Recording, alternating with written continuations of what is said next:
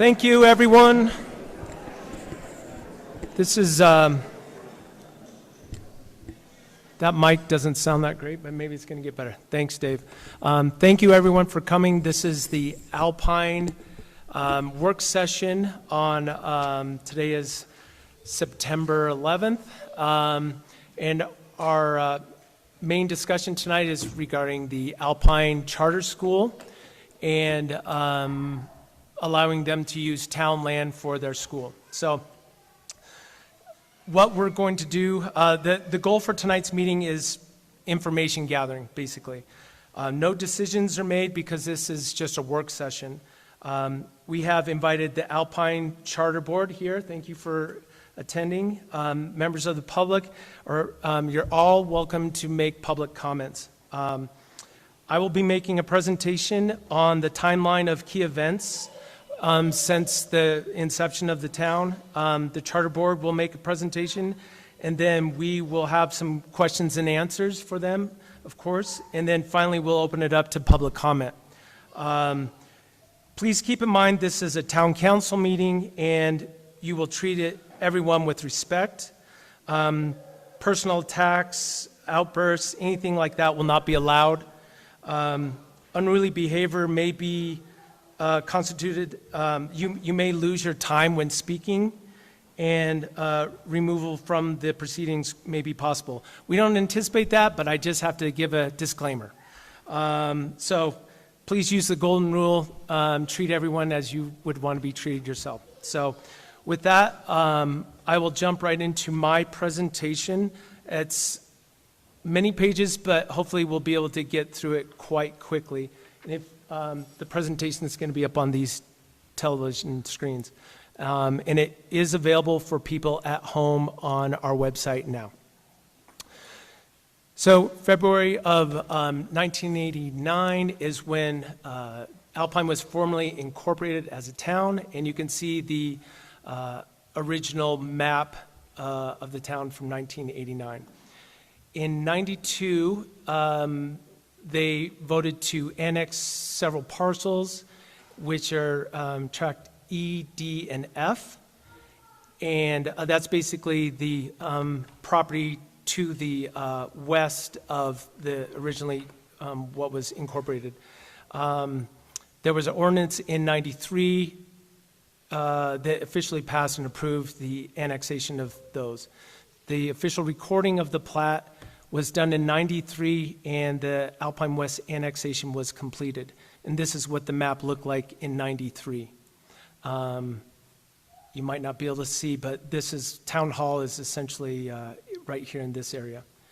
In 95, the plat of Alpine West First Edition was recorded, and that was this property here. Town Hall kind of sits right here, or right in this area.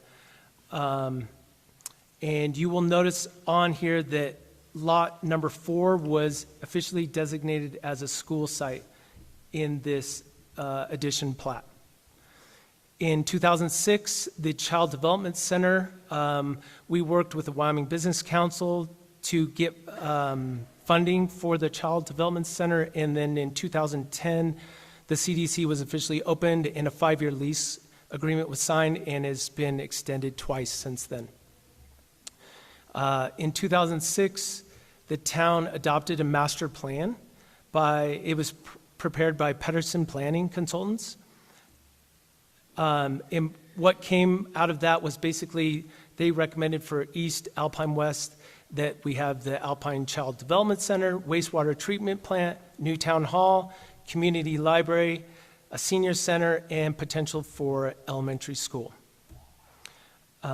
Referring to lots 4 and 6 in Alpine West, approximately 4 acres, these land parcels could support the eventual development of public school facilities.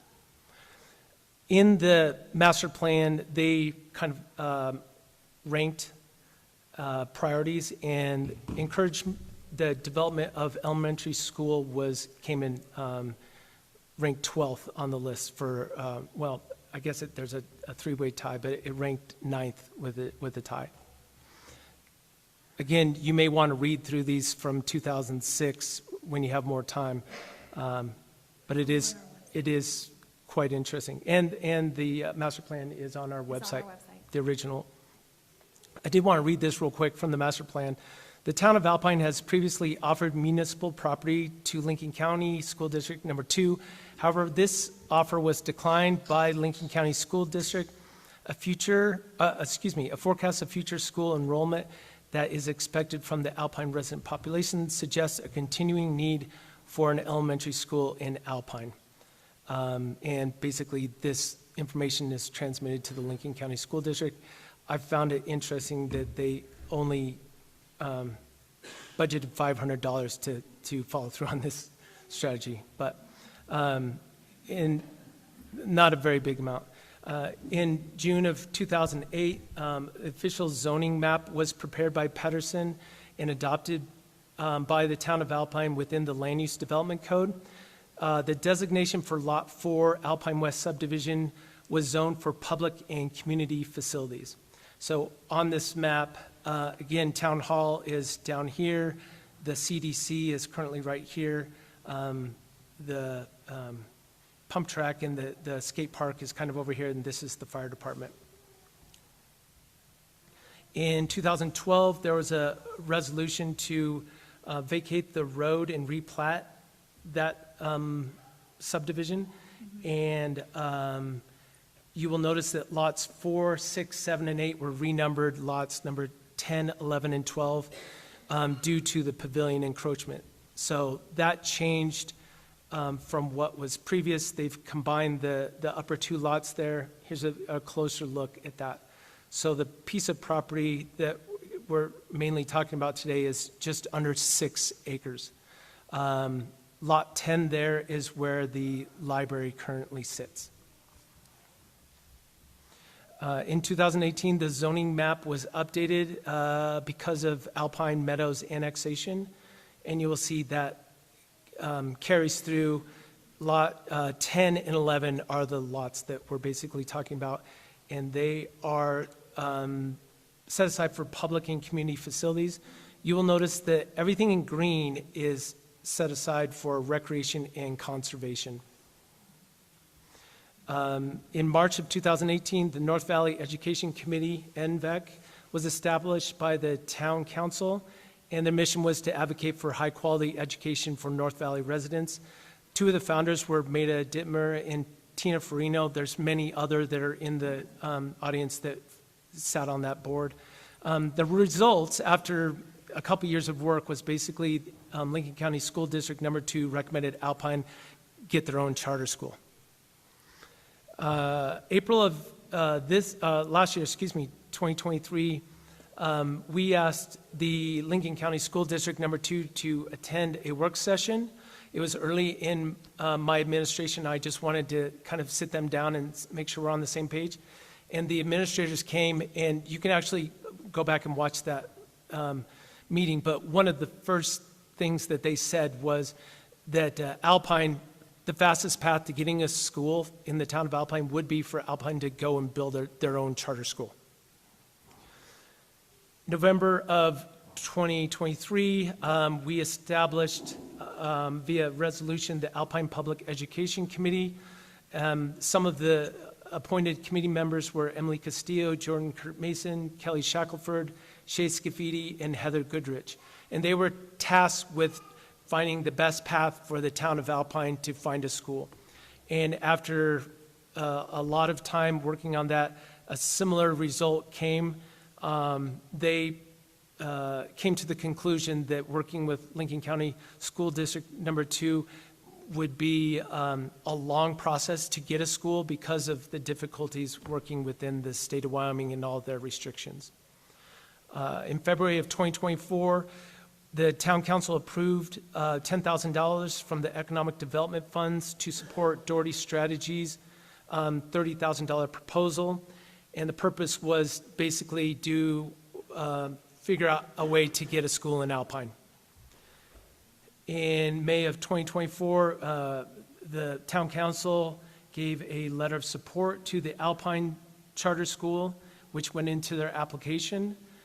And in June of this year, they had an informal meeting, and the American Preparatory Academy made a couple presentations, and exploring options for establishing a charter school in Alpine was the main conversation. And then July 31st of 2024, the charter board submitted the application to the Wyoming Charter School Board, and the American Preparatory Academy of Alpine is what it was described as. And town-owned property, those two parcels that we talked about that were combined, was listed as their top choice of 4 different locations in the town of Alpine and the surrounding areas as places where the school would go. On the 14th of August, we received a letter from Jeff Doherty, and basically it was an update status. They submitted their application to the Wyoming Charter School Authorizing Board, and they hope to hear as soon as October for one way or the other on being approved for the charter board. At that point, they began site identification and capital construction funding, and reviewed attached draft site plan for town-owned parcels. They requested discussion during the August 21st town council meeting, and in their letter, they said the attached renderings are anticipated to represent a preliminary design that will benefit and change for the better based on the advice and input of the mayor, council, and the community. So this was the preliminary first phase for the charter school, and you will notice on the bottom left is the current CDC. And then this would be a 1-story building, K through 8. And this is, if everyone's familiar with this piece of ground, but there's kind of a bench right there. And if I'm not mistaken, this would be on the upper part of the bench. And so it would kind of sit above the horseshoe pit and the pavilion. But I'm sure a lot of grading could be done to make it, flatter. This is a little bit more expanded. This would be the charter school, kind of the second phase where they're adding additional grades, gymnasium, and eventually upper grades with a 2-story building over there. And then the overall plan would be for, I don't know the exact acreage, but I think it's around 15 acres. And currently, I'll just keep moving on. The town council on August 21st of 2024, we discussed it at our town council meeting. We discussed their plan under the education committee report, and then we had public comment at the end of the meeting. And I know there was some hurt feelings it was at the end of the meeting, and I apologize that it was done that way, not knowing that there was dignitaries that were from out of town, so I did not mean for anybody to wait. But we had other things on the agenda that I felt comfortable with. I was enjoying that people were there to listen. It was about the gravel pit and things of that nature. But we didn't put it on the action items because of time constraints and also importance of the topic. Wanted to make sure that we had plenty of time to do our research as well on it. And what came from that meeting was we decided to have this work session tonight, scheduled for tonight in the Civic Center. It's being recorded. There's an audience at home, and the main purpose is to discuss the proposal for using town-owned land for the charter school. Just to make sure we're all on the same page, so this is the county GIS, and this is the first plat of Alpine West Edition. Shows the current CDC in there. This is what in the 2006 master plan was designated as the future Alpine school site. And this is what the concept plan would be for phase 1 of the charter school. And then this would be the entirety of the concept for the charter school. You would notice that this includes all the way from the ball field, and there's some power lines over there, and it goes all the way over behind the the wastewater treatment plant. Currently, we are developing a request for proposal on a master plan, also known as a comprehensive plan, and this is put in our budget, and we're going to be spending a lot of money to figure out what the vision is for the town going forward. The last master plan was done in 2006, and so anyone that's been around that period of time knows that a lot's changed in the town of Alpine in that period of time. So we feel like it's really important to go ahead and update that master plan. And of course, school location will be prominent within there. And Alpine having a school, wanting a school is going to be prominent in that document.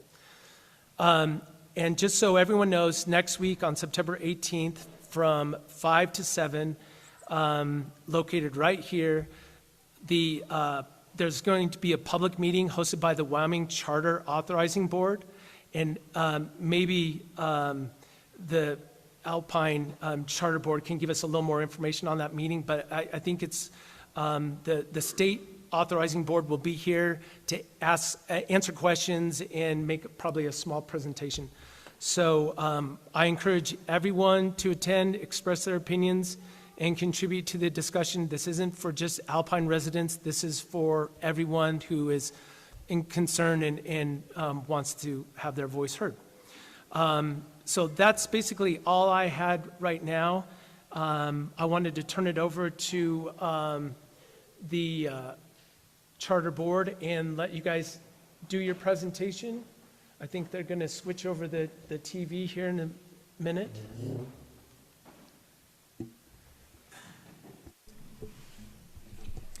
First of all, Mayor, members of the City Council, Senator, Commissioner, members of the public, I think it's great that it looks like you got the entirety of Alpine out to this meeting, and it's fantastic to see this level of interest in this topic. Mayor, as you indicated, my name is Jeff Daugherty. I'm the consultant to this project. I'm their Wyoming-based consultant. I'm out of Cheyenne, Wyoming, formerly lived in a little community north of here where I served as the assistant superintendent for that school district up there. And then after that, I transferred to Cheyenne, and I worked doing capital construction, which is building new schools, major renovations, and also with the state in terms of updating their rules as well as they pertain to state construction and schools. So Mr. Mayor, with that, I'd like to just jump right in so that we can get to some public comment. This will take us about 15 minutes, I think, Mayor, but we're going to try to be efficient with everyone's time so that we can get to questions. So first of all, the number one question we get is, what is a charter school? And a lot of people have some misunderstandings about what that is. And a charter school is a public school. It is the same, governed by the same rules and federal requirements that a traditional K-12. The legislature funds both charter schools and your traditional schools in the same way. The only difference is, a big difference is a charter school is not directed by the Laramie County School District Number 2 board. It is directed by a charter school board, usually of parents. The parents will direct a superintendent. They'll hire an educational service provider. In this case, we're selecting the American Preparatory Academy. And so that's, I will also say this, there's a lot of questions. You, as a parent, do not pay tuition to send your child to a charter school. That money that you pay in your property taxes that goes to the states, that goes to fund schools, that money follows the backpacks. So as a student leaves a traditional school and switches to the charter, there's a 3-year transition period where the existing school continues to get its funding, but the charter school also, that money will eventually, they call it ADM, average daily membership. The ADM monies follow those students. So just to be clear, it's a public school, and parents are not required to pay for it. I will say one thing that is unique, that Wyoming is really wonderful about its work in the charter school area. They do not at present pay for construction of new charter schools. as they would a traditional K-12 school. So that has to be privately funded. We'll talk about that a little later. So with that, if I could, Mr. Mayor, I'd like to turn some time over to Steve Funk, and then I'll roll through the rest of our presentation. Am I live here? Okay. First of all, can you hear me in the back of the room? Sometimes you good? I found out you don't have to be quite as close to the mic, and then we'll get that back. Thanks, Mayor. Thank you. I want to say thanks to Senator Dockstetter, who's been around this initiative and this effort really since day one, and in fact, day one of this, but day many of prior initiatives, which have never brought a school here. I want to thank the town council, mayor, town council for being here.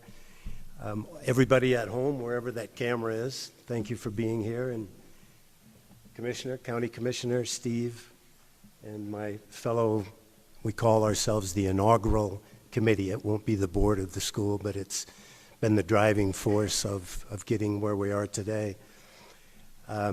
Thank you all for being here. I got to tell you, I've done a lot of master plans in my life and a lot of development, and I've presented in a lot of places in 7 decades of life, but being here tonight, I'm probably more nervous than I've been at any presentation I've ever made, so I just tell you that up front. Because I've got 5 kids, and I've got grandkids, and I know that you've got grandkids, and I know that you've got kids. And I've been in this town for 16 years, and I've seen it evolve and develop, and I've been part of that. And there's a future that we need to be cognizant of for our kids and our grandkids. And I want to kind of read a letter that I've got, which I've got copies of, which I'm happy to distribute, or I'd like to put in the record if I could. And this is how I view 16 years of being here, 5 kids, grandkids, and knowing a lot of you that are here. This is a moment that we can come together for an incredible opportunity and a chance to build something that's truly extraordinary for our town and for future generations. And it comes with a world-class school. And I'm going to stop right there for a second, because today, of all days, today, there was some kind of misinformation, disinformation campaign going around about information 4, 5, 6 years ago associated with Carolyn Charest and APA that's been withdrawn, debunked, was inappropriate. That was really an unfortunate thing to see happen. But if you look up on the screen, which you probably won't be able to read all that well, the American, and by the way, when this committee worked through this entire process, now for going on years, we interviewed Academica, we interviewed Charter One. I was introduced to Charter One by Senator Dockstetter. Senator Driscoll, President of the Senate, introduced us to APA. And 8 of us went down to see APA back in the winter, in February, I think it was. And Senator Dockstetter, we flew down. Senator Dockstetter drove down because he's such a completely upright, honest, ethical guy. He just won't get in the plane with me. And thank you for driving down. And we were all blown away, and that includes Kelly Shackelford, who came with us because she wanted to explore that option. But the awards of this school, 40 Best of State awards over how many years, Caroline? 21. Best of State Educator, Teacher Training, Best of State High School Teacher, Top Workplace, Community Music Program, Best of State K through 12 Administrator, Carolyn Charest, Best of State Special Education. By the way, that was one of the disinformation pieces today. And named by U.S. News, one of the best charter high schools in America. But probably my favorite is the Achievement of Gap Busting School designation. And so for those of you that don't know what gap busting means, Essentially, it means a kid who can't speak English, who comes into the school underprivileged, goes out of that school at the same academic level as a privileged kid. That's called gap busting. And she is one of the best in North America at gap busting.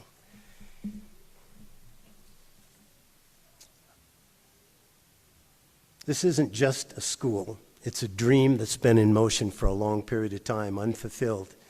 It's a vision of what a community could become when we provide a strong foundation for our children and our families. That moment is before us now. We can trip over ourselves, or we can all get on the same page, put our shoulder to the wheel, and we could have this school open in August of next year. It is very conceivable. And I would invite all of you to participate in making that happen. I'm often asked, okay, what's in this for you? Why are you so committed to this? And I want you to know that my commitment stems from where I grew up. I grew up in a rural town, very much like this. I grew up out of town on a farm, so poor that I remember my father, when I was spinning toilet paper off to wad it up to wipe my rear end, telling me, son, we can't afford that. I rode a school bus every day for an hour, in the morning and at night. My grandmother taught in a one-room school. Both my parents were school teachers. My grandfather passed away quite young. My father came home to farm, and that's where I grew up. I've guided a dyslexic boy through school to be a top engineering student at USC. I have another son that's here tonight who played professional hockey and didn't finish high school. And I helped guide him through a graduate degree or graduation in political science. I understand education, and I understand what it does for a community. My community was noted as one of the best small-town education towns in the state of Iowa, and today it's still one of the best, and it's a thriving community. For those who have watched our children or grandchildren leave Alpine for opportunities elsewhere, imagine the impact of offering a world-class education here so that families can stay together, they can grow together, they can build a future together. A school isn't just a building, it's a cornerstone of a community. This is a flagship of a master plan back in 2006. And it should be the flagship of a master plan, in my opinion. Today, it's more appropriate than ever. Alternative sites that have been recognized are on the highway. That's going to cause immense problems. And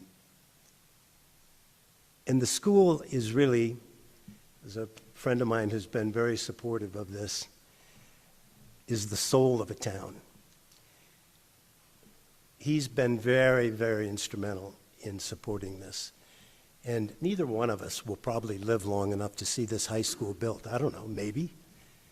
But that's not the point. The point is my kids and your grandkids. The school will come without burden. This school will come to our town at no cost to the taxpayer. I don't want to say it's a gift. It's an asset on which the town can grow. It will be funded privately by people who believe in the vision, and to that extent, I can tell you getting here to this day has cost a couple $100,000. Lawyers, applications, meetings, getting people together. It doesn't come lightly. There's no request for town funds, has not. There's no new taxes. It's just an opportunity for Alpine, if it wants, to own its future and embrace the school and even own the school.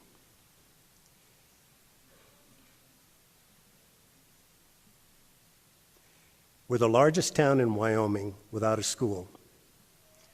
Busing our children 40 hours a month for education has become not just a safety risk, it's an academic risk. Students in our town have a full grade lower level than the kids in Afton. not to mention the toll it takes on family life and student performance. The time is to act now. We're on the brink of seeing this dream realized, but we must carpe diem, we must seize the moment. Delays will risk the collapse of private funding. APA has opened its 7th school. If we sit around goofing off for another year, she'll open her 8th school somewhere else, and it won't be here. And I'm not sure how we got her here or how she stayed this long, but she's been very committed, and we've got a gem.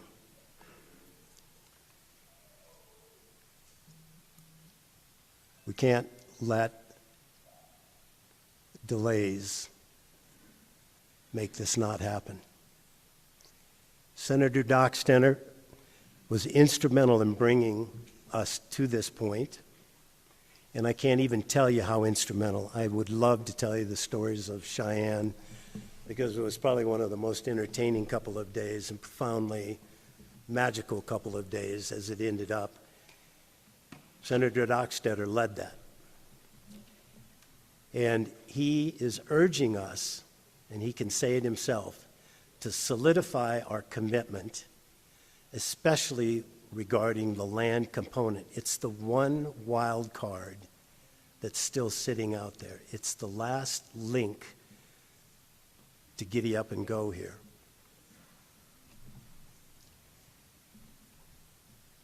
What's at stake? This land's been laying in wait for 2 decades. It's about more than a school. It's about creating a complete community. One where families can thrive without long commutes, where children can receive an exceptional education, and where skilled professionals, white-collar workers, blue-collar workers can all stay and work and be with their families. It's about bringing families together and making Alpine a place where generations stay, contribute, and grow. We risk losing not just the school, but the very fabric of a future. The school has the potential to expand our community spaces, enhance our recreational opportunities, beautify what is now very unbeautiful land, and then be the genesis for all other dreams for this community. But most importantly, ensuring our kids no longer spend long days on buses, but wonderful days with their friends and at home.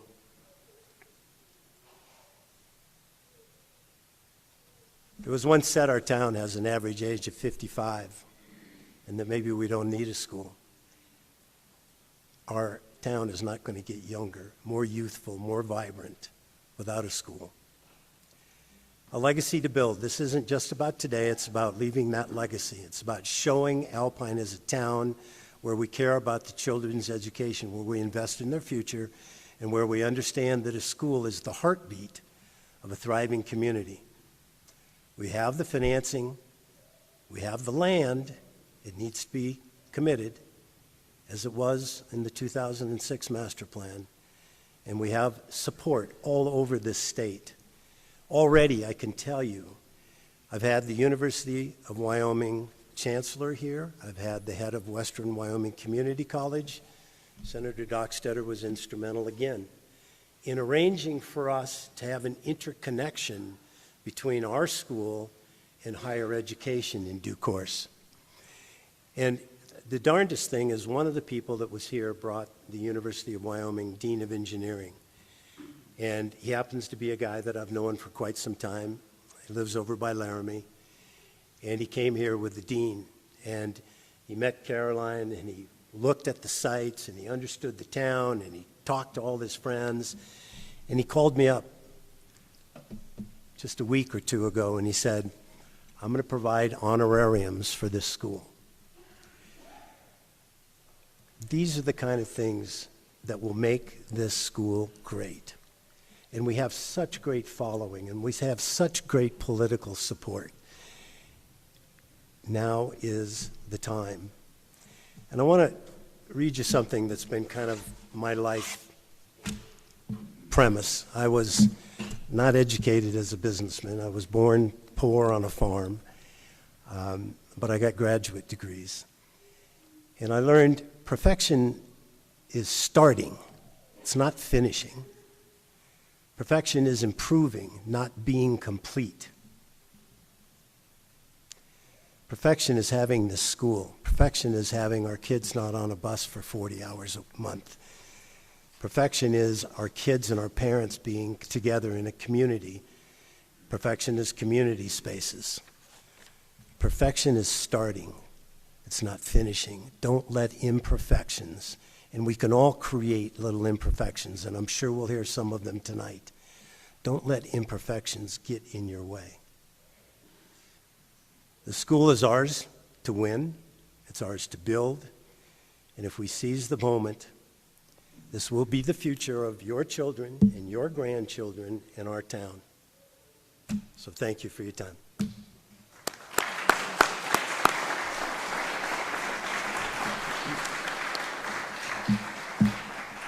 Thank you. I appreciate that. Thank you for that. Mr. Mayor, members of the council, Steve covered a number of my points, so I'm going to go quickly through the rest of my slides here. Just for the benefit of the people in the back of the room, in case you can't see it, having worked in the public sector, public construction, it'll take about 7 to 10 years to get through the public school process, and that's if you can meet the warrants. And right now, I don't see us meeting that warrant, those warrant requirements. So a minimum of 7 to 10 years, as Mr. Funk indicated, we could be conceivably enrolling kids for the fall of 2025 school year. A couple of things just impacts the students. It's the trip time. It's the time on the buses, the time away from the families, the challenge that it creates for parents to get to and from school activities, being a part of the classroom. And I know there are a lot of teachers in the crowd tonight, and you know the difference it makes when you've got engaged parents in the classroom on kids' lives and the educational outcomes that are associated with that. So Dave, next slide.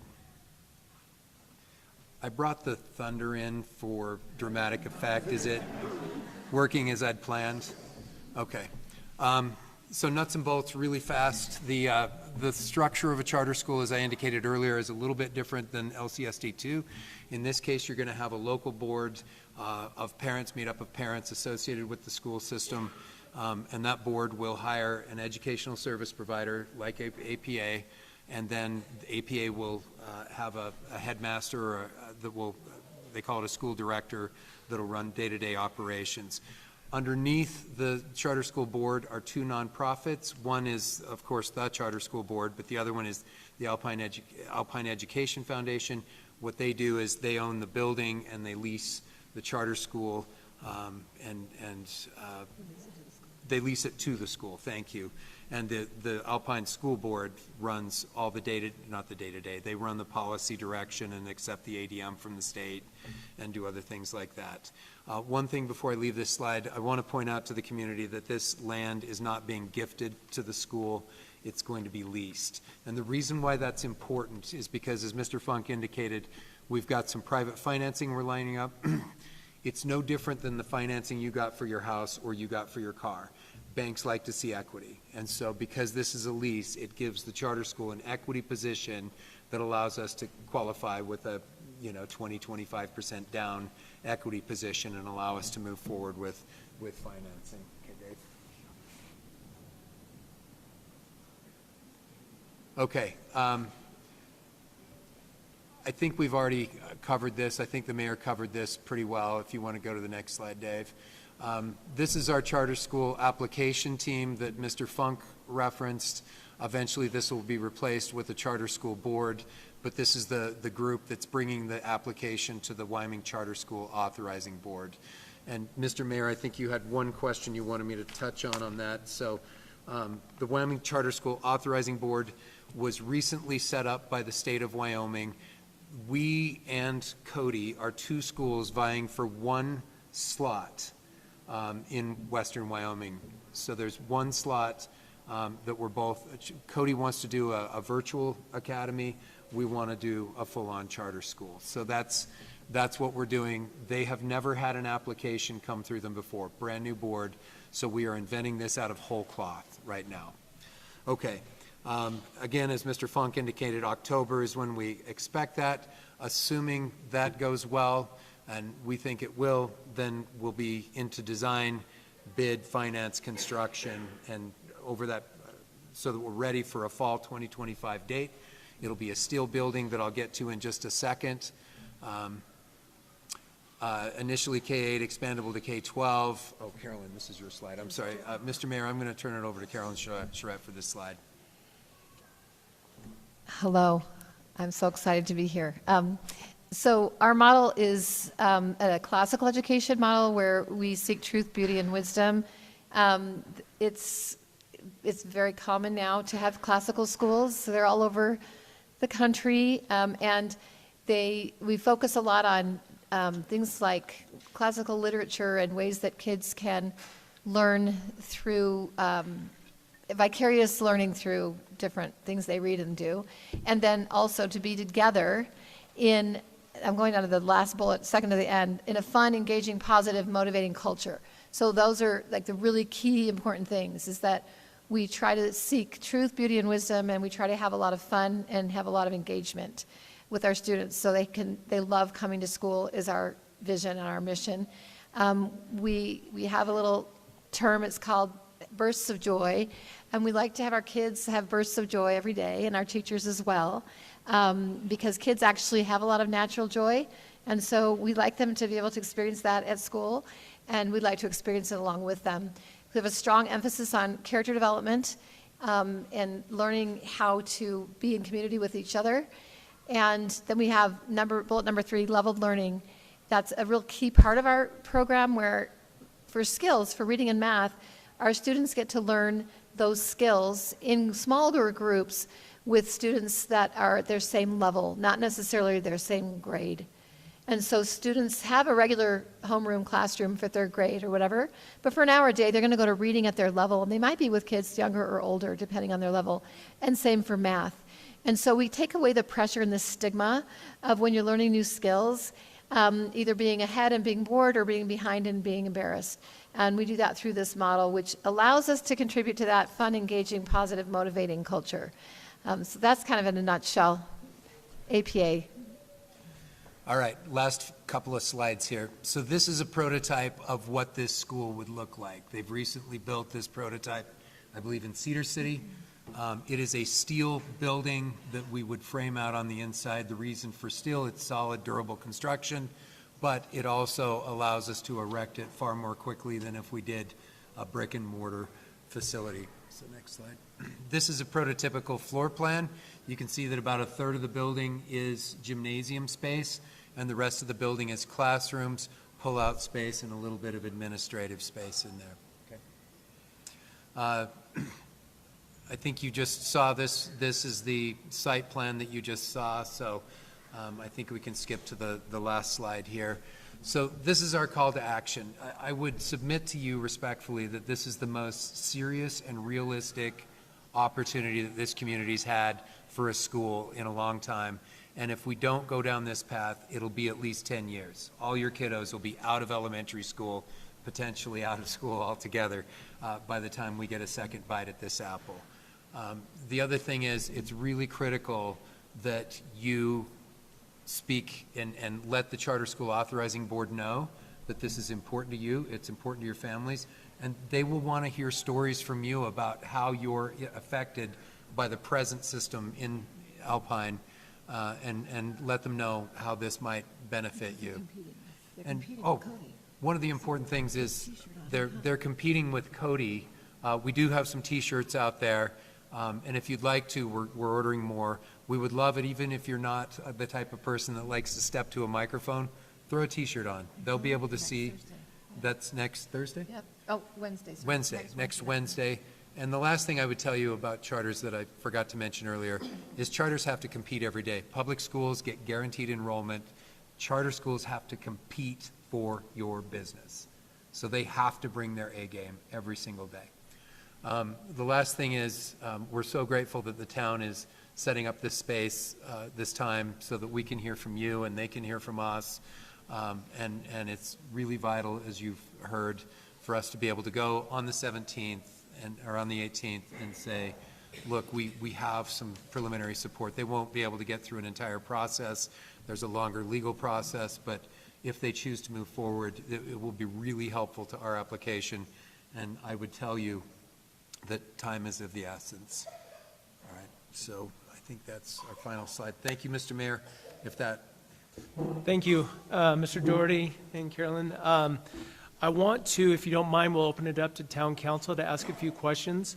There's a lot of people here, and we want to give everyone a chance to talk.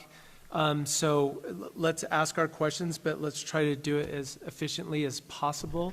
Councilman Larson, do you have any questions or anything you'd like to comment on? Not yet? Sure. Mr. Dickerson, same? Okay. I'll pass my time over to Councilwoman Castillo. Thank you so much, Mr. Mayor. I do have a number of questions. I'm going to try to get through them as efficiently as possible because I want to give our community as much time as possible. A few things right off the bat. I do want to clarify a public school for residents. We had a really, really good question during our last conference, and it is, well, my child lives in Alpine. This is a public school. Is that open to all? So I just want a little bit of, since you're the educator, if you can just give a little background. I think a lot of residents are under the impression, especially if town land is involved, that only Alpine students who reside within the boundaries of Alpine would attend this school. Can you talk a little bit more about that? It's to my understanding in Wyoming, and you'll correct me if I'm wrong, with charter schools in Wyoming, but when you're issued a charter, you are actually not allowed to keep students out. It's open to any student who applies. Okay. So we could have students from Etna or Thane? Yes, Okay. anywhere. Mhm. And how does that work? Is there a lottery process or is it first If come, there's first served? oversubscription, yes, then there would be a lottery process. And is there any preferential treatment given to siblings that already attend Yes. APA? Siblings are given preference. So this would be open to And as well as returning students, meaning year to year, you don't have to apply again once Okay. you're in the school. Okay. Can I follow up just real yes, quick on that? Is there any preferential treatment to people that live inside the incorporated town of Alpine? I'm not aware of that at this point. Do you know, Jeff? Mayor, we're looking into that. That question's come up before. We don't know if we can create a preference point for that. I know with Munger Mountain Elementary, we were able to create certain preference points for different criterion, but it's something I can't answer, but I will get you the answer. So I've seen in the past that charter schools often, especially if they're working, it's a private-public proposal, that they reach out to specific lawyers that specialize in real estate law, in public lands, in zoning. That would be something that, just speaking from, as one council member, I would definitely be interested in exploring. I've reached out to the Wyoming Bar Association. They do have some recommendations. It can be as simple as having a professor look over the process, and that's twofold. That basically opens it up to us. Are there opportunities that we're unaware of that come with a charter school, but also making sure that if our residents do tell us that this public land is what they want to use as the basis for a school, that we are the specific governing board who can make that decision, or if it's something that needs to be opened up to residents. So this is new territory. I'm trying to educate myself and residents and just make sure that we're doing our due diligence on the front end to minimize any potential issues that could come up later. So that's something that I'd love to explore further. But just a quick, I'll Yes, tell you that we're using, and he's been very, very helpful, is former Governor Matt Mead's law firm in Cheyenne has Okay. been supporting us in our questions. So they might have a real estate specialist with public land knowledge as well. I'd Yeah, like to and explore that's, that. sure, Jim, that's here in the county too, isn't it? You talked a lot about no cost to the taxpayer, no requests for town funds, and Can you talk more about the lease? Because to be honest, we haven't had any communication on how a lease process would work. What was the nominal, you had mentioned to the Star Valley Independent that there would be, or excuse me, Jackson Hole Daily, there would be a nominal lease payment for the land. It is extremely valuable land. Any land that we understand in Wyoming, market value is astronomical at this point, especially waterfront, undeveloped property. So I'd like to be exploring that a lot more and seeing how you come to a lease agreement, how you come to those numbers, and then how those funds are remunerated moving forward. I'm going to address that. In terms of a lease, this land was committed for a school, and we're not taking the land as part of the school. We're leaving it with the town, but on a long-term lease. And that long-term lease would have a nominal payment associated with it. And yes, land is valuable. So what do you want to do with it? You want to put it in the hands of your kids and the future of the town? Because the minute that that school is here, you're going to drive revenue resources from all kinds of different aspects from this community. So we are looking at this as an equity driver, contribution that the town makes by making it a long-term nominal lease. Mm-hmm. So 2 of those lots, you are correct, 4 and 6, as we saw historically, were set aside for the possibility of an elementary school. Lots 9 and 11, which are further down, that's the waterfront property. Some of that encompasses our water and sewer infrastructure. We have to bear in mind that that may be expanded, especially with all the annexation that we have going on, and that land was slated for conservation and public recreation. So I just want to remind everybody that yes, we did have a small portion that was set aside, and there is no worthier cause than education for our children that's investing in our future. But that land is extremely valuable, and it's the last town land that the town of Alpine owns. So I want to be very, very respectful of everybody who lives in that area and everybody who has lived here for a very long time and perhaps filled out the 2021 survey and said that they wanted that elk migratory pattern, those areas that are set aside for conservation, to be respected. I think every piece of residual land that the town has once a school is located there, and I said this at the last town council meeting, is worth 3 to 5 times more. It's not worth that much today. It's not a great piece of land where it sits in its current condition. Will it be a great piece of land? Yes. Will the school enhance not only that, but every other piece of land in the town? Yes, it will do that for sure. This comes down to something that I said earlier, is the town, in 2006, you couldn't probably conceive what a footprint of a school would look like that encompassed a grade school and potential for a future high school, along with recreational facilities and maybe a recreation building that is cohabitated with the town. So you don't want to trip, in my opinion, you don't want to trip over yourself by lines that were drawn on a map a long time ago. You know, master plans are so well recognized, and there's somebody here tonight. So master plans are known as dust collectors. You know, they're a nice thing to do at the time, and they end up sitting on a shelf and collecting dust, and they never really are what happens in the longer haul.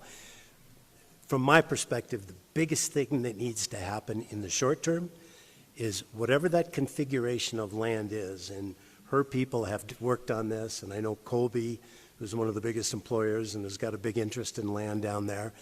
And we've already had this conversation, which we will help the town with, and maybe Senator Dockstader would speak to this, is he and I just had this conversation yesterday, is there's YDOT land down there, and there is fish and game land down there. And I'd like to see the town be able to reclaim that land, because it can become a very functional part of the development of the bigger picture and the school. And I think the heartbeat of putting a school down there is tremendous leverage to be able to work with YDOT to reclaim that land, which the school would have no use for. It would be turned over to the town.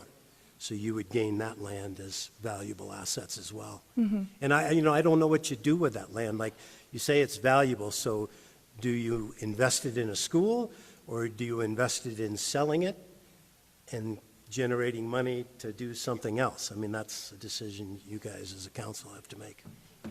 Is it okay if I just? Yes, get into- absolutely. 10 years ago, or maybe 11 now, we helped a school turn around. It was a small rural school. And we have been running this K through 9 school for 10 years now in this small community in Utah. And one of my biggest heartbreaks is that they didn't have foresight, and there's no way for us to let the 10th, 11th, and 12th stay at the school. And so every single year, I have parents coming in, calling meetings, coming to me crying, why can't you just expand it? Why can't you make sure our kids are here in this environment that we've chosen, we've invested in for 10 years, they've been going from kindergarten, and now you're going to make them leave and go, it's like my fault that but I don't have any control over town land. I don't know anything about land, really. I just know kids and families, and you guys are so isolated here that it really breaks my heart to think about these 10th graders having, this is going to happen because we're not going to have a high school. I get that in the beginning, but to have to get back on a bus and go for an hour and be away from their families during those critical years when really parents want to be with their kids in these last few years before they leave home. So the foresight, they did not have it in this community in Salem, Utah, where we are, and I don't see any solution for it now. Honestly, I don't want to say I gave up because I don't like to give up easily, but finally I put a stop to the meetings last year and just said, I don't have a solution for you. Right. Because it wasn't thought about in the beginning.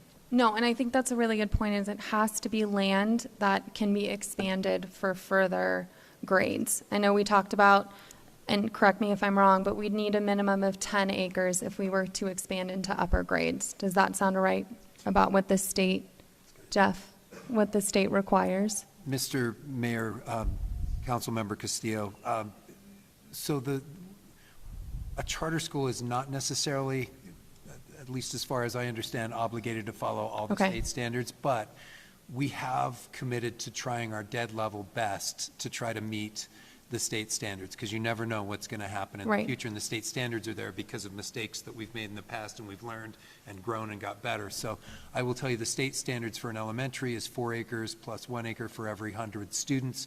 For a middle school, it's 15 plus 1 for every 100, and a high school is 20 plus 1. Okay. So I think I don't believe acreage was mentioned in your application, but I think in one of the interviews you mentioned that 20 acres was the number that you were looking it for. would be ideal. Okay.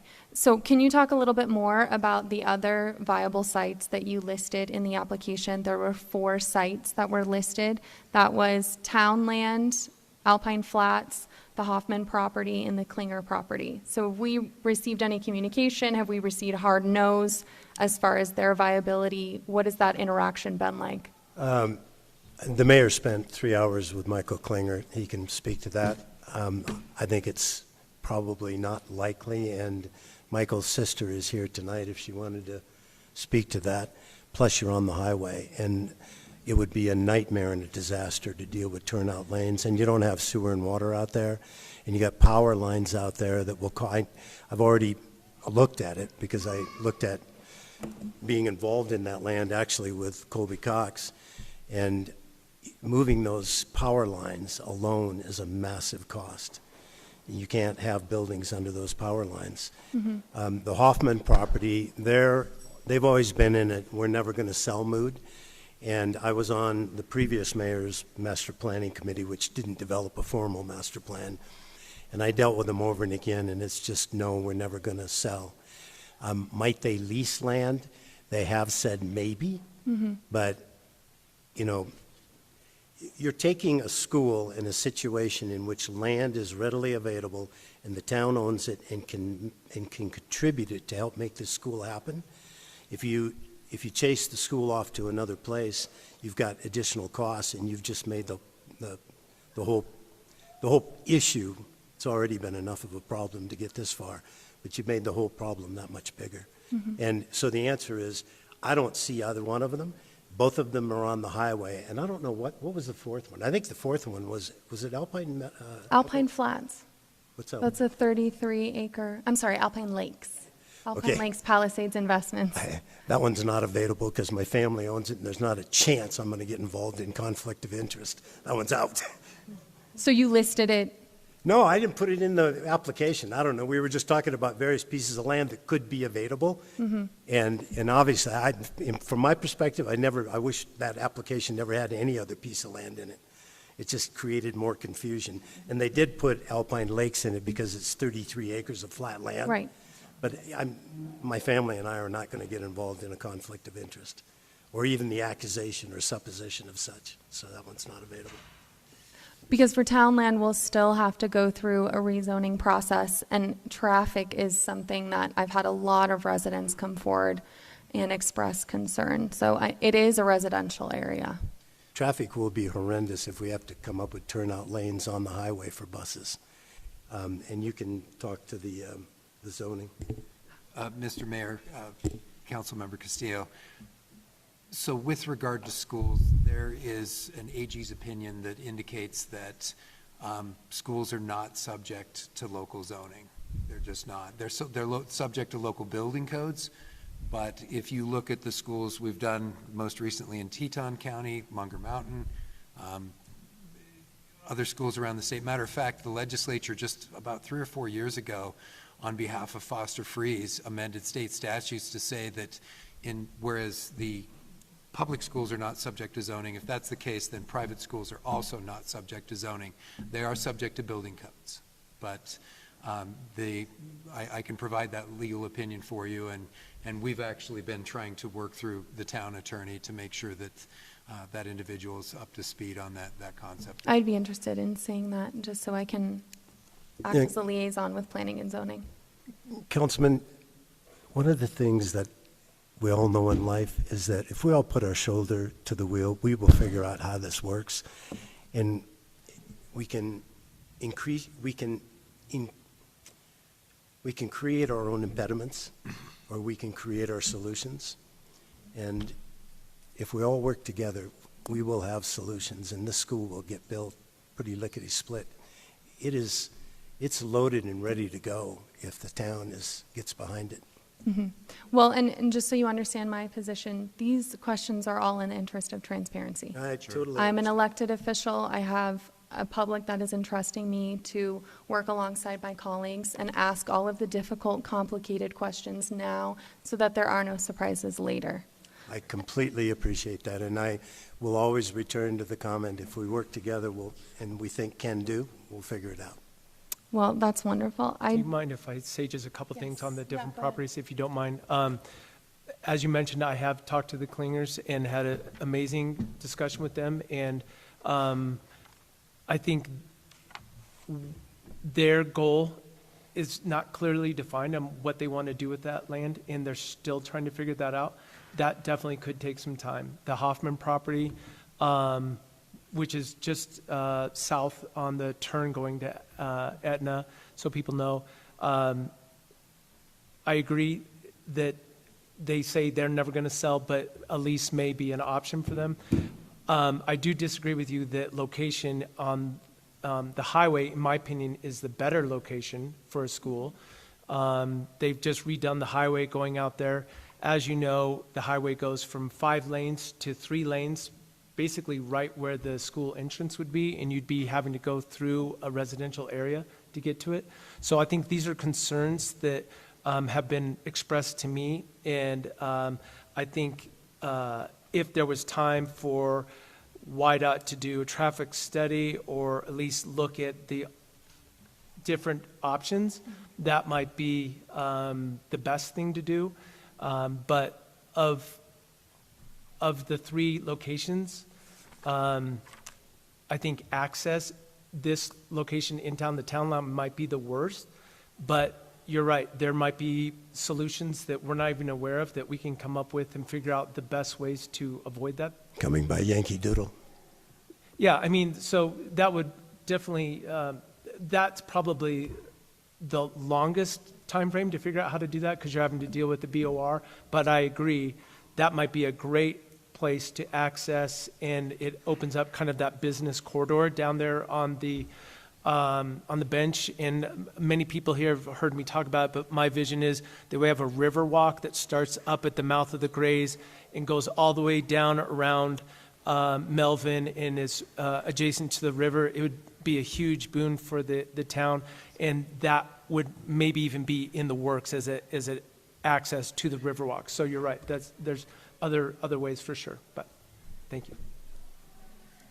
Okay, I just have two more questions. You had mentioned angel donors. So who has access? Are those funds in escrow right now? Who has access and authority to use those funds and make sure that they're properly allocated? APA has an individual who has supported the construction financing of their schools in the past. And I think that in this community, with the land, you will be able to do traditional bank financing for at least 50% of loan to value, perhaps more.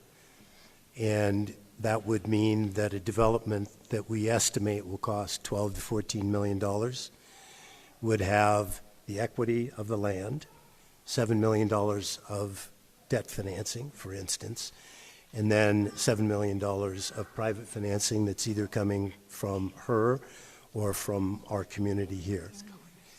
And the takeout financing, what happens in circumstances like this is you get the school up and running and you stabilize your revenue, meaning you stabilize your number of students, which drives your ADM. And from that, you can do a municipal bond or a revenue bond. And we've already dealt with Blankford, is his name? Blankford, who has done the revenue bonds for them in the past, and they couldn't be more thrilled to do another revenue bond for her. So the first step would be leasing the land, and then, Mr. Doherty, you had mentioned using the land lease as collateral for a building loan. So I'm just trying to understand what's the financial responsibility of the town, and then moving forward. I'll take that. The town has no responsibility. The lease of the land means no matter what, let's say, I don't know, the world blew up and everything went upside down and the school failed and we couldn't get students in it, which when Teton is full and we can't send our kids to Teton, Afton's full and we're the fastest growing area in the state, I can't even perceive that as a possibility. But let's just say it happened. You own the land. The land is yours. They're not going to take the building off the land. So in essence, you become the owner of the land and the building, and you can redeploy that asset for other uses. But you'll never have a financial risk as a lessor of the land. Okay, because if the land is already built up and there's, let's say, upper grades are expanded and there's a soccer field down there, yes, it is a land lease, but the land use is now determined. It's determined for the school. I know we don't have a lot of charter schools in Wyoming, so there's no pattern for me to follow as far as success and what happens if one of them falls through. But I also wanted clarification on what would happen if our charter school was not able to secure students and funding. This is worst case scenario. I need to understand what burden the town would take over. Well, you've got no burden because you own the land already, and you already have it there. So you would get back the land with the assets on top of it. Now, they're going to be debt holders of the assets, so you're going to have to go through a restructuring. Okay. And maybe the school goes to Academica and they restructure the loan. But the ultimate outcome is that you have, A, no responsibility beyond what you have today, which is nominal, and B, nobody's ever going to take that land away. Let's say in 100 years, this town is massively larger and the school goes to Alpine Lakes. That land is yours. You'll be able to redeploy it, resell it, reuse it, whatever you want. I mean, you never lose the land. And no one can take it away from you under any circumstance.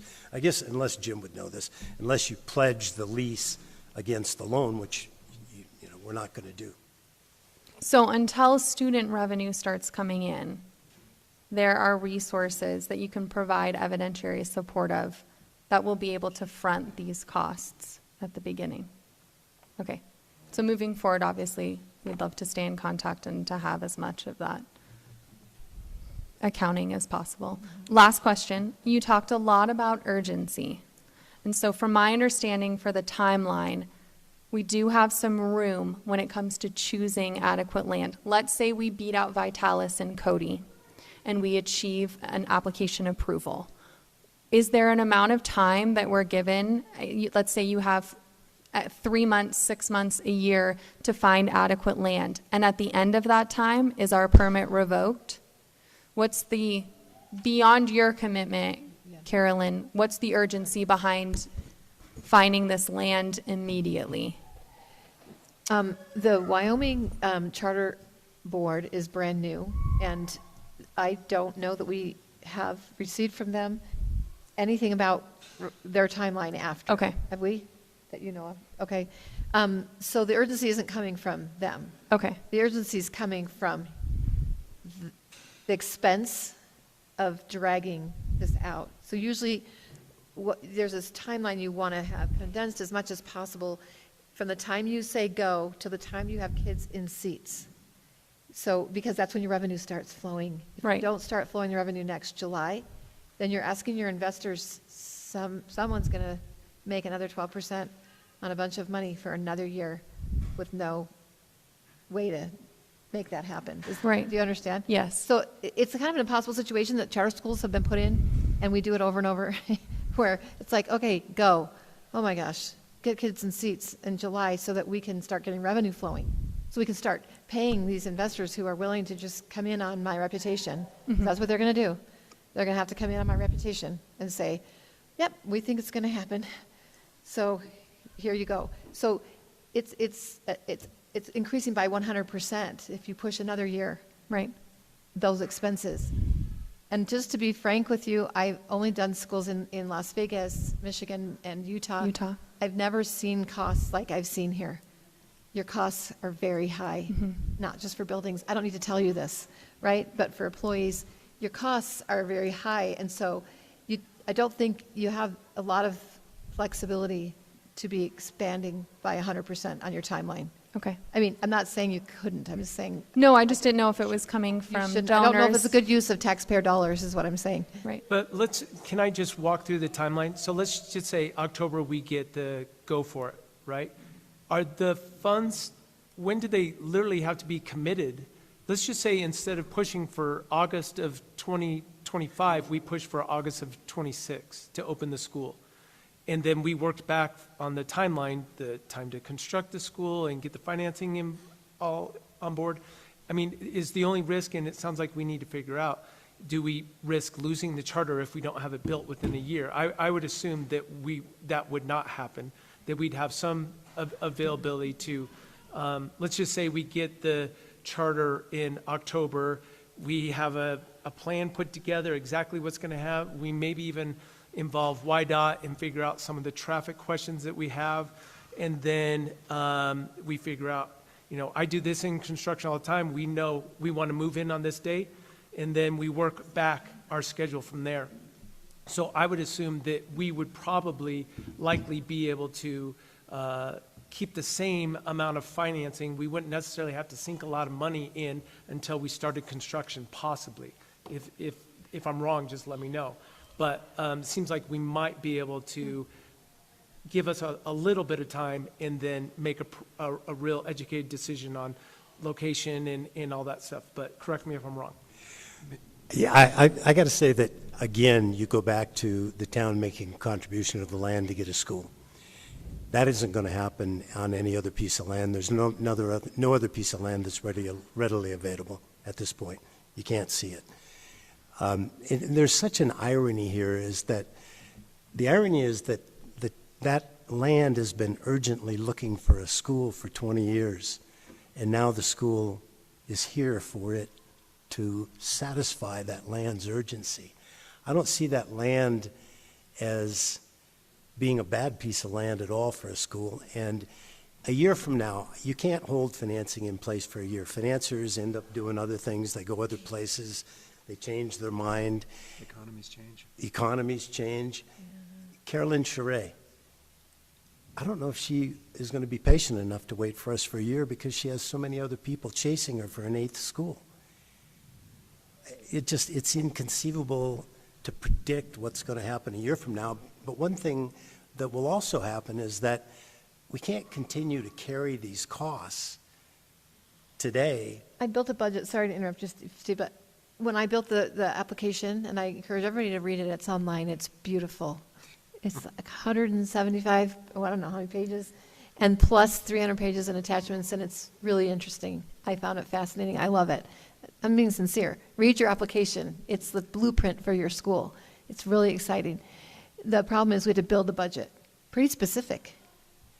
We built it according to what we saw in April of this year, and so we would like to be able to have that be somewhat patent, somewhat aligned. And the longer you get out on the timeline, the more you have to refigure everything and hope everything stays. And fundamentals are changing, so I guess you never know. You never know. But I'm just saying it is cart before the horse in charter school world. They make you write down all these things if they ever give you a charter. And then they hold you accountable to those things that you wrote. So it's kind of crazy. So in your budget that you use for the application, is there a cash flow analysis? Is there all these things that shows how long it's going to take to pay it off and all that information? Is there a cash flow analysis? No, not for the building, because that wouldn't, but it's the ADM monies that you. So how did you track forecast that? through percentages of what the forecasts of the different rates and how much things cost and percentages of. You Student forecasted funding. the demand or the ADM based on what information? Laramie County School. Oh, Laramie County, no, Lincoln Lincoln. County, Lincoln. sorry, Lincoln County School. Hey, I gotcha. So you based it, I'm sorry, I don't understand that. You based your ADM figures in your forecast. You mean on how much what- we get in ADM per student? Is that? How many students do you think you'll have in the first year, the second year, the third That's year? all in the application, Okay. and it is according to what Lincoln County is receiving. And that's based on birth rates and things of that nature in this area, correct? Census, Yep. yeah. Okay. We'll go find that information. Thank you. That'd be awesome. In the last risk, and there's a question there by a guy who's being very patient, but Senator Dockstader, would you address the risk factor of legislation? Happy to, Mayor, it's your meeting, and so I was waiting Yeah. for one more town councilman to speak, and then I was going to ask something. I appreciate that. Let's get to the end of the line here, and then, did you have any other questions, Councilwoman Castillo? No, I'm happy to. Okay, relinquish my- yep, thank you. I just have two questions. I'd like some clarification on the role of the school district in the Mercer study. If we get approved for the charter, they'll continue the Mercer study. They'll continue down that role or that line, and if they say Alpine could use a school, the 5 or 7 years down the road, let's say for some reason that the charter school didn't succeed. Well, at the end of that period, we'd have a building on property, and if it was determined by the school district that they could provide us a traditional public school, then they could just kind of step in and use that. So we'd still have that option if for some reason the charter didn't succeed. Mayor, Councilmember Burchard, you're correct. That Mercer study is going to go on regardless of what we do here. The school does have capacity issues that may be slowed slightly by this effort, but this is one of the few growing communities in the state. There aren't that many communities that are growth. You're actually seeing some contraction in some. So this is one that the district has to continue its planning regardless of what we do. What we do may impact how their Mercer study Right. turns out in terms of capacities, but to answer your question in short, yeah, they'll continue that. Yeah, so it just still wanted to clarify, it would still be an option down the road. My second question is, this property is, for many, many reasons, a great location for the school. One concern that the community has is the proximity to the brewery. And I think that we would like to have that addressed with how that will be handled. And with Mr. Cox being here, maybe he can speak to that. Because if anyone listened to Sheriff Johnson's radio interview today, he did mention that they give DUIs all hours of the day. It's not just at night. It's in the morning, it's in the afternoon, and it's a concern. And I know that, the management at the brewery tries to be as responsible as they can, but it is a concern. True. Mayor, Councilmember Burchard, and that issue came up in Teton County School District too, because you've got You've got the tasting room right there next to the school facilities up there as well. And certainly it's a concern, certainly it's a law enforcement issue. I will tell you, to my knowledge, I don't think they've had a problem with intoxicants jumping the fence and menacing school kids, but it was certainly something the community was deeply they're concerned. driving right by it. Yep. In the location in Jackson, they're not necessarily always driving right by it, but it's right there. Well, and if I could, Mr. Mayor, I would also say that part of your design, when you lay out a school site, you're actually planning for those things. Like you've got your AM, for your walkers, kids who are walking there. So you've got to look out for that, but you actually try to create it so that the public isn't generally driving through. It's parents driving through. You've got a separate bus drop-off that's separate from the parent drop-off for safety reasons. And those are things that we'll also contemplate in design, but. Perfect. Yeah, I know that was a concern, so some clarification is helpful. Yeah. Roadhouse is the one up there. Roadhouse. Yeah. That's Mr. Cox's too. Yeah. I have just one question on the offshoot. If, let's say our community dictates the direction that we take, they want to see a charter school, they want to see it on this town land, everything is approved and moves forward. As the Lincoln County District 2 continues to move through the Mercer study, could having a charter school jeopardize us being given another school down the road? Like if they see that, well, there's a need for upper grades, so 9+, but we have a charter school, let's say that's K through 8. So the need is still there from our community. Have you seen that opportunity is taken away because they don't believe that the population in Alpine can sustain 2 schools? Mayor, Councilwoman Castillo, if I don't answer this correctly, will you clarify me? Because I think I know what you're asking. Yes, but I probably in made case it as I'm clear not as sure. mud. Okay. So if I understand your question, what you're saying is we build this school, say it Yes. takes 150 kiddos off the books in Lincoln County School District 2. Is that your Right. question? Yes. So I would tell you this, that as I mentioned a second ago, this school actually, in my opinion, helps Lincoln County School District because it's most pronounced. Let me back up. Schools are awarded by the state on 2 conditions. One is capacity, the second is condition.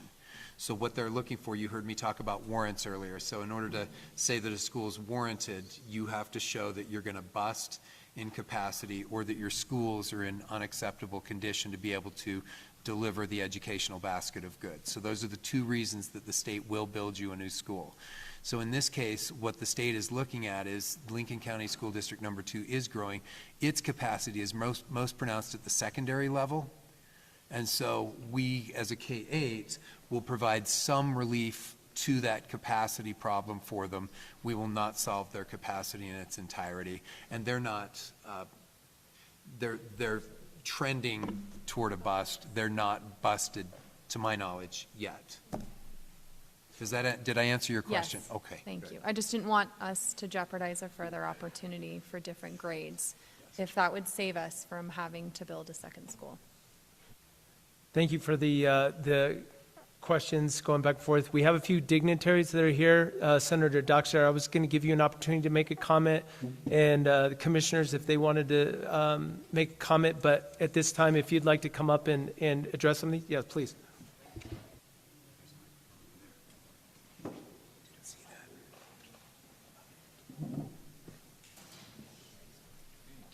Okay. Mayor, I appreciate your timeline. I must be an old guy because I lived through all of those events, sitting in the Alpine Town Council meetings.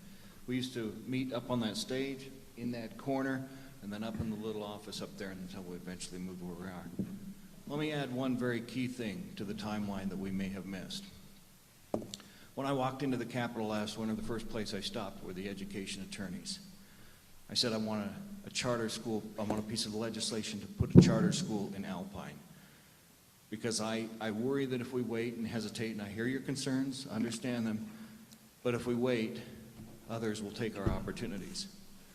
And so we put that together. It was no easy task. We had to work back and forth. We finally decided we can't designate one community, we have to say Western Wyoming. And we pushed it through, we moved it through. We moved it through the legislative process in the Senate. We got over on the House side, and their committee leans heavily into the public schools. They were very concerned, so we just simply, with the good help of a friend, the President of the Senate, Senator Driscoll, we moved it on to the budget bill and passed it. Budget bill didn't pass that close. So there were close calls for this all the way through the process. Immense amount of work. That's a key point in this timeline. That's a key part of the process. So we got it. We're done. And now here we are with an opportunity that no other town in Wyoming would be offered. Here's a charter school, ready to build it. I hear your concerns. We want to make sure we get the right piece of property. We may be sitting on that opportunity right now, and if we could open up that school in 2025 with students, we're that much further ahead. So I hesitate waiting too much longer. If you want us to work with YDOT, I'll do that. I'll drop what I'm doing and do the countless trips that I always do to Cheyenne that nobody ever sees and sit down with them and work out this process. One of the key things we want to do with a school is make sure we've got adequate law enforcement coverage at the time schools open and close. And that we can do. But my urging here for this governing body right now, and I've thought a lot about this and talked to you about this a lot, is that we don't hesitate any further, that we get this done. I've sat through countless meetings waiting to see if we could put together a public school in Alpine. The template never completely fit. Now we have this opportunity. I urge you not to hesitate, not to wait. Let's move this through and get it done this time. Thank you.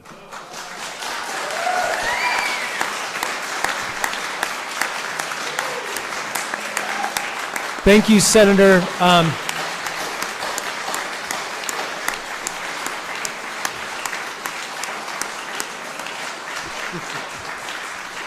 I would say that the town of Alpine in the area owes Senator Dockstader a huge debt of gratitude. I think we just gave it to him, but again, thank you for everything he's done for us.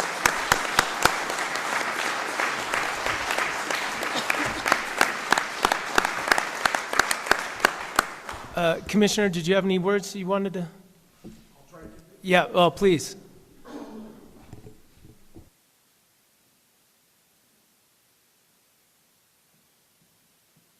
Mr. Mayor, Council, Charter School Group, 2005 I became a county commissioner with a vision in this town to put a school in it. I've never been able to walk into one here yet. This is the time. I've watched this go on for way too long a time. You need a school in this community to pull the community together so your people here have the ability to wrap around. You want school kids crossing your streets. You want them in there so they're part of your community. It builds a community, and it is vitally important. The quotes over here about 10 more years, it's going to be 10 more years before you could put a school here. The numbers, I went through 4 superintendent of public instructions that we've had this fight going on. The community deserves to have a school. I believe the opportunity is there. Senator Dockstader said it excellently. The county commission believes you need a school up here. We always have. Communities need their children to stay home so that they can have a community effect on them. Please consider it highly. You've got to lead right now. You're going to take risk. You bet you are. But that's how you lead. This is an opportunity that doesn't come along every 10 years out of the legislature. Please consider this highly to put a school in the town of Alpine before I die and I can drive through here and see the kids walking around. Thank you. Thank you, Commissioner.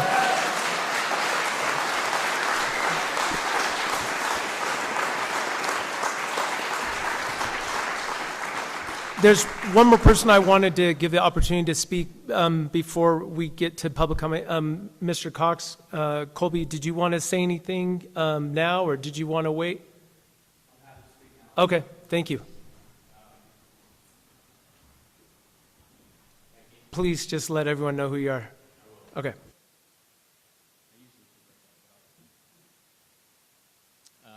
Mr. Mayor, Council, thank you. I'm Colby Cox. I am the owner of Pure Madness Brewery Group, which is Roadhouse Brewing Company and Melvin Brewing Company here locally. So, thank you. Most people know me as a brewery owner, but I also happen to be a pretty involved land developer in other parts of the country. And interestingly enough, I guess I'm now potentially going to own 2 breweries right next to schools in town, which if you need, yeah, I don't know what it is. We're trying to raise them early maybe. But anyway, being a developer, I'm a very visual kind of thinker. And so when the question of the school, started to get circulated and where the location should be and what is the best location, I brought together a team on my side to kind of lay out a land plan to see, what is a school in this area likely to do in terms of effect on the community. So if you don't mind, I'd like to show you what some of my folks came up with.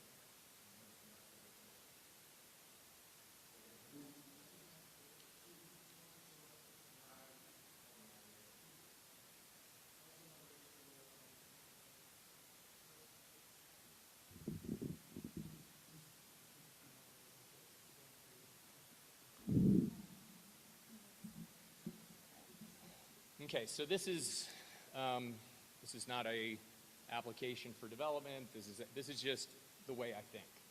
So, this was for me to visualize what a school would look like in this area and then what the impact could be on the surrounding area. So what I did is I took their request for 20 acres. This is actually a little bit greater than that. It's about 23 acres, and I laid it on the parcels that the town currently owns. And then began a vision around that. This is Melvin Brewing Company. And began a vision around that of how this community could develop if a school was in this spot. A key component to everything we do that's critical is walkability. So being able to have students and teachers, parents being able to pull traffic off the highways, walk to the schools. A goal in a lot of our communities is if we can get 30% of people to walk to a lot of the things that they would otherwise drive to, we've won. So, long story short, I believe this location is actually the perfect place for a school. And I think it's an absolute gem that the town happens to own it, and it's available. But as you can see, there's some other critical properties here that I think the town should set their sights on. This is obviously the 40 acres that is YDOT. There's a borrow pit here that's right on the water. There's a housing shortage in town. There's commercial shortage for retail and other needs that the town has. A lot of those problems could be solved by the town by placing the school in this area as an anchor tenant to attract a lot of the other things that can go on in this area. When I put this out on paper with our design team, I just kind of had an aha moment. I thought it was just, to me, it was like, this is what Alpine is capable of becoming in the next 25 years. The walking trails that go all the way to the bridge and around the peninsula, access to the highway from both directions, going all the way to the bridge, the mayor's vision for a walking trail, public parks, an amphitheater, potentially a boat ramp. The possibilities are endless. It would be great if we could get a soccer, football field, track, community use facility in here as well. But all of these things are just going to drive, people and community to a common area. And what is a better driver of people than a school? And yes, breweries and schools can cohabitate. In fact, my brewery in Jackson, I could throw a rock and hit the school. So it's actually a lot closer than this. The key to that for public safety is traffic calming mechanisms, designing the roads properly, setting the appropriate speed limits, having police enforcement during school hours to make sure people are going the appropriate speeds. All of these things can be mitigated. So this is it. This was my vision. I'm happy to donate it to the town because they're going through a comprehensive plan process, and to the extent that it helps, great. And That's that piece of it. So I think what I want to say beyond this, Mariah, you can go ahead and put that down. Thank you. You did a great job. And I'm happy to leave these if anybody's interested. What I wanted to say beyond this is, you know, I own a brewery in town. I think I'm a pretty large employment base here. And I know, you know, I've talked to my employees. It's really important. It's very hard for us to keep people employed in the town of Alpine. And one of the biggest challenges we have is the school system. Because the first question we get asked when we're interviewing somebody is, what are the schools like? Because we're having to import a lot of our talent. So it's a huge impediment to business. My interest in this is, one, you know, Steve came to me and he's a good friend of mine and I wanted to help and support him. But two, as a business owner, as a member of the community, I think this is a critical need. And I do think the time is now, because you have this thing buttoned up, boxed up with a bow around it, and all you need to do is put it in what I think is the perfect place to put it. So I strongly encourage the council, the members of the community to get behind this, because I think it could be a game changer for Alpine. Thank you. Thank you, Colby.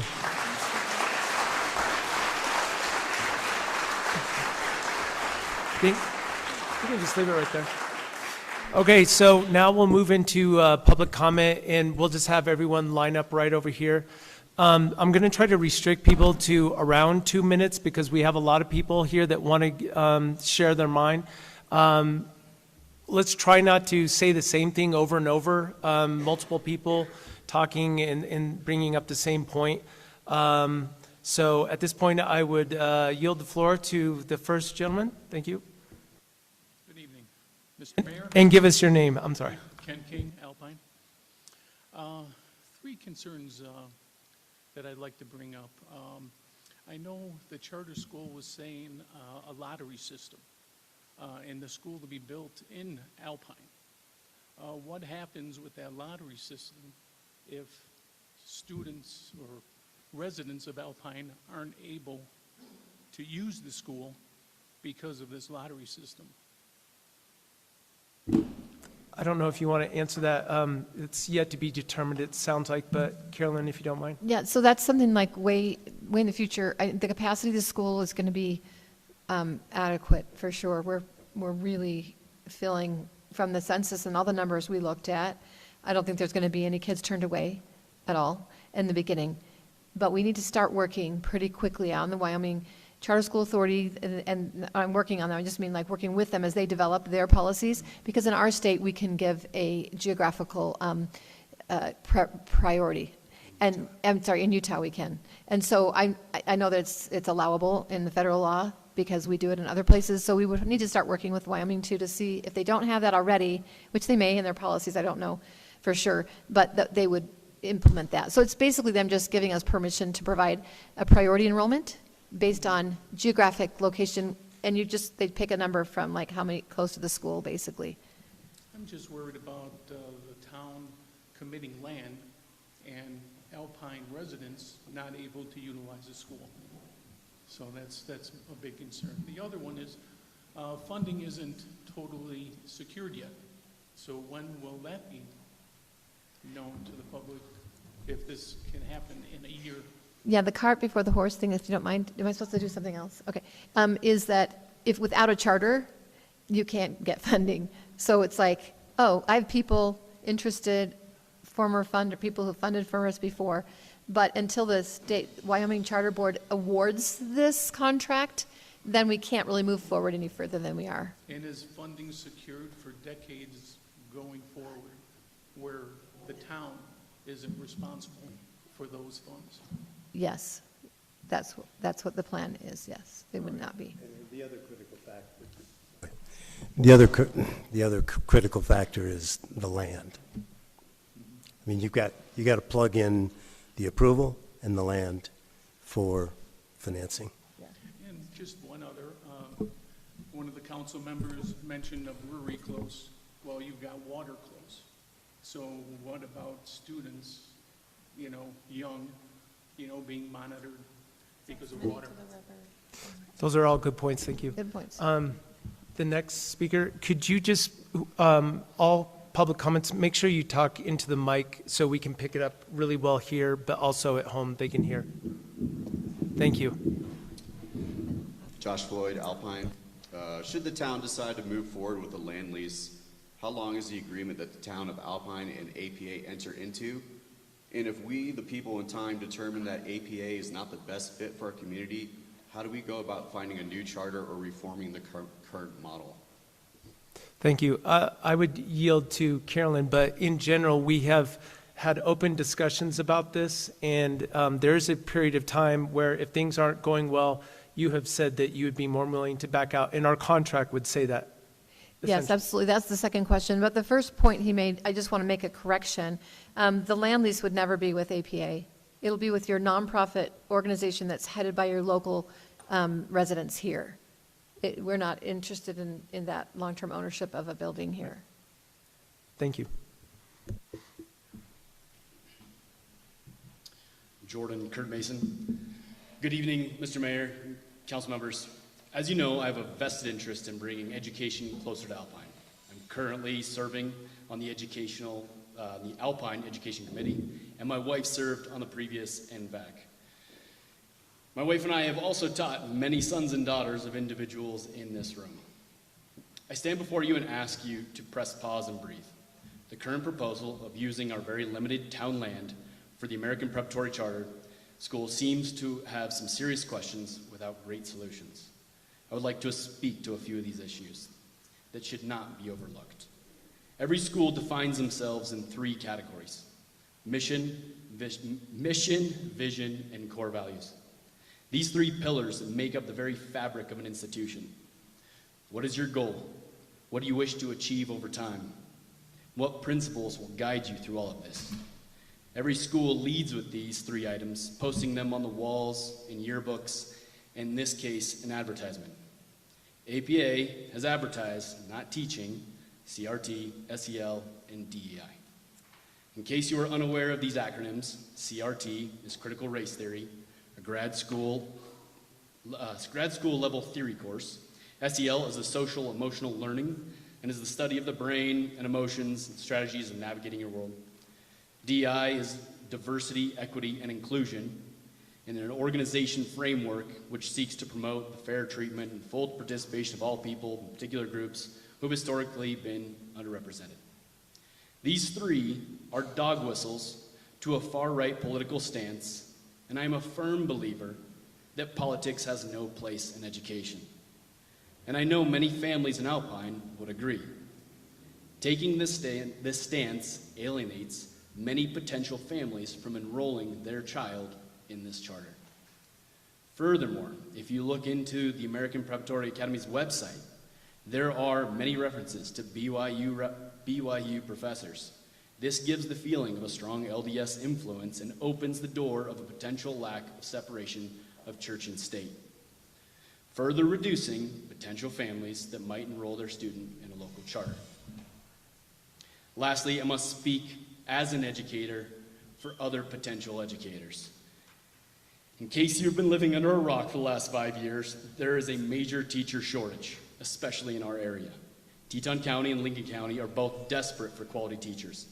Finding more teachers that simply do not live here right now, or convincing staff to leave their respective district to come work for a charter is a big issue. Running a school is a scaled economy, with every student being funded approximately $17,000. Being able to be competitive with salaries with the current schools would require a large number of students to enroll. Falling short of this will inevitably result in offering less and asking more of your teachers. Schools in similar scenarios have turned towards hiring non-certified teachers, potentially lowering the quality of education. We all want this school, but we need this school to succeed. Falling short of this could cause the school to wither and die on the vine. I desperately want to bring quality education closer to Alpine, and the proposed location could be ideal. I just ask that we all think on, is APA the best solution? You typically don't buy the first house you step into. And while there's incredible enthusiasm, we need to ensure that this meets all of our community's needs. Thank you all for the time you've put into this. There's been so much, and I know it's thankless. Thank you.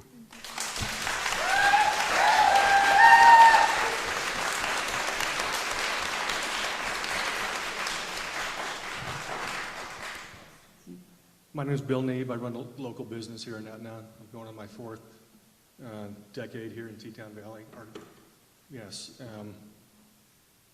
And I'm the enthusiast.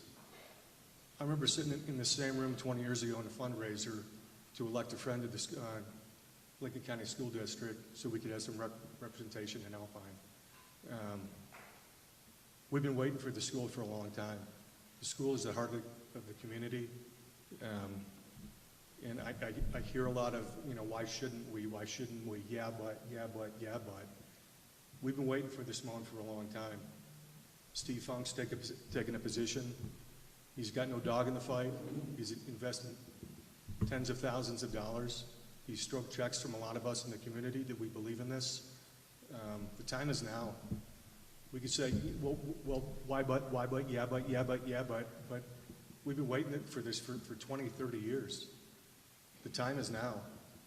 Let me ask for a raise of hands. Who's in favor tonight of a school in Alpine? Right? Okay. Well, who's against it? Bill, I don't think anybody's... A place to start, Eric. Yeah. A place to start. We've been waiting for this like forever, and now it's like, why shouldn't we? Like, why should we? We should. I don't think the question is whether or not we want a school in Alpine. So, but we're going to have a chance to have a survey, and we'll release those. Okay, so another 5 years, 10 years, and then what? Like, the time is now. We've made an investment. Steve's on the lamb is at the altar. Like, the time is now for a school in Alpine. Is it the perfect school? Is it the perfect place? Is it the perfect time? I don't know. I've lived here since '91. We've wanted a school forever. And now there's an opportunity, and we're saying, well, yeah, but. Like, I'm a proponent of this. I've contributed to this. Steve, how long have you been working on this? Years. Like, why not? I get it. It might not be perfect, but we got to start somewhere, and the summer is now. The summer is here. So, let's figure it out.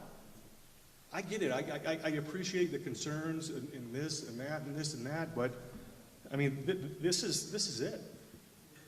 And if we pass on this, and I get it, there's a brewery, there's this, there's traffic, let's take a stand. Let's start somewhere. Let's do something and not lose this opportunity that we've created. The iron's hot. So I'm a proponent of this. I've contributed to this. I'm behind Steve. I'm behind Dave. Like, there's a lot of people that have worked very hard to get here. Let's not squander that. Thank you. Thank you.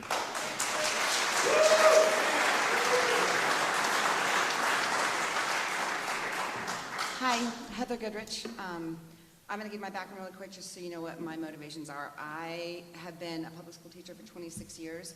I have worked for charter schools. Best job I ever did was for a charter school. I have children that I've been driving up to Teton County their entire education because I'm a teacher in Teton County. I would far prefer to work here, but I get paid a lot more in Teton County. If I had my way, I'd never leave Alpine. However, I make the drive because they pay me well. And my kids drive with me because I want my kids with me. I did my administrative license recently because my hope was to someday become a principal of a school in Alpine. That has always been my goal. I am 100% in for a school in Alpine. I have serious reservations about APA.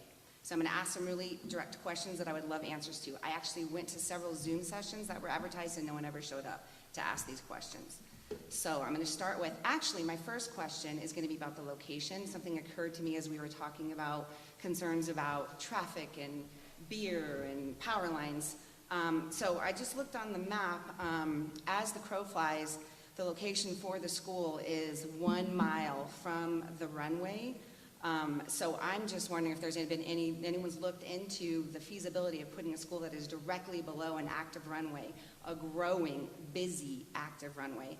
I live about a mile as the crow flies from the runway, not in the direct path, and my house is constantly shaken by planes landing, by helicopters landing. So what would be the impact of the school's location because it is directly above the road, the one way? And is that something that y'all have considered? At this point, I don't know if anybody's considered that, but we can take that under advisement. Carolyn, do you have something to add? Only to add that the airport that I took off from this afternoon, we built a charter school right across the street from it because charter schools, unfortunately, everywhere else can't be picky at all about where they build because of just the funding aspects. So yes, they're under, one of ours is under electric lines directly, and one is across the street from a small airport. So I think it's something that needs to be considered. Okay, for sure. thank you. Okay, so my questions are, and I will try and keep it short. I have a lot.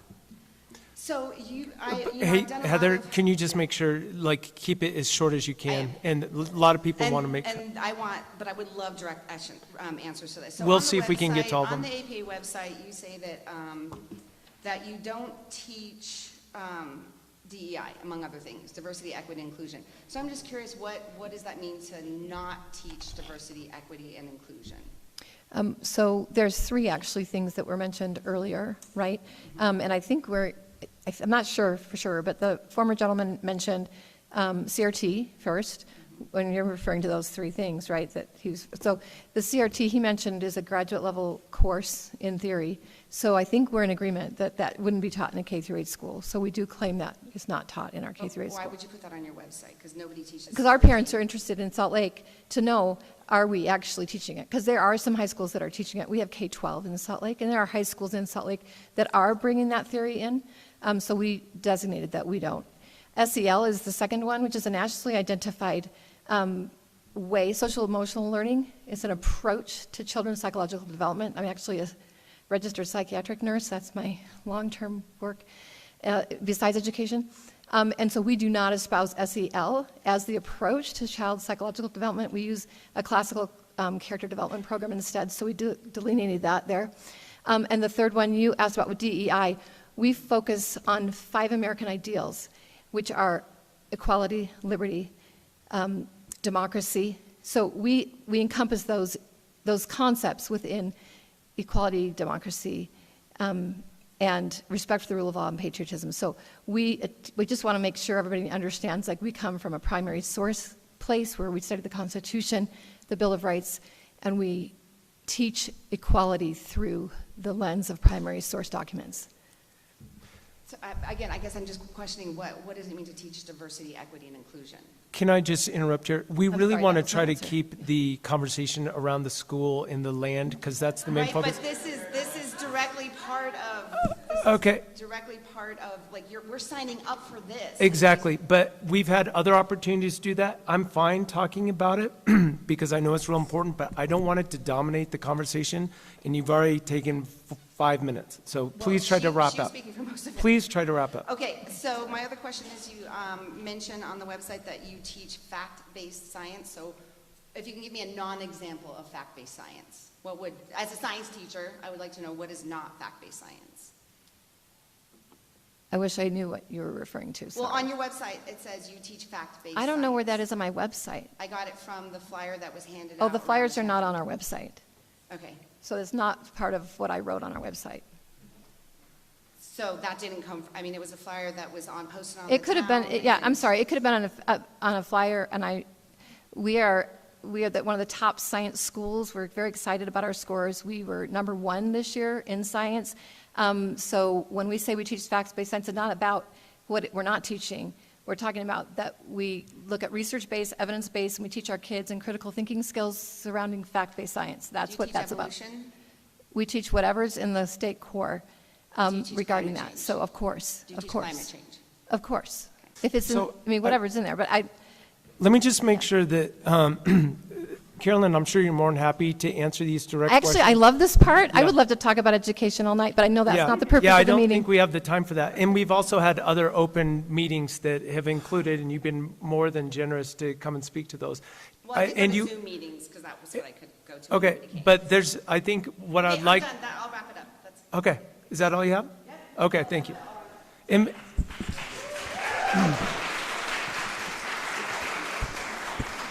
and I'm not trying to dismiss that, and I know a lot of people have questions about that, but we're trying not to focus solely on the curriculum. And if you have other people here with you, I'm sure she'd be more than happy to stay after the meeting and you can ask those direct questions.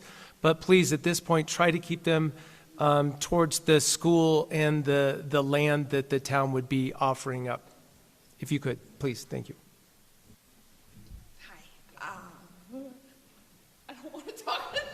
Well, I'm sorry you have to. Can you give us your name, please? Dawn, Alpine. I don't have a question about land. I have a question about the bus system. I just have a question about the bus Okay. system. Would we be required to drive, or would it be provided? Mr. Doherty, do you mind? Mr. Doherty, do you mind answering, or Carolyn? Thank you. Mayor, thank you for that question. In our application, we're initially proposing either walking or parent transport. As you know, transportation is a reimbursable cost. So in the inaugural years of the school, we will not be providing bus service. And based on our conversations with the school district right now, they're not in a position to offer to take that over for the proposed school either. But the long-term goal is to have busing, and it's fully reimbursed through the federal government. So that's the plan, correct? Yes. Thank you. Hi, my name's Luke Astle, resident of Alpine, a 6-month-old daughter, so proponent of school in Alpine here, to say the least.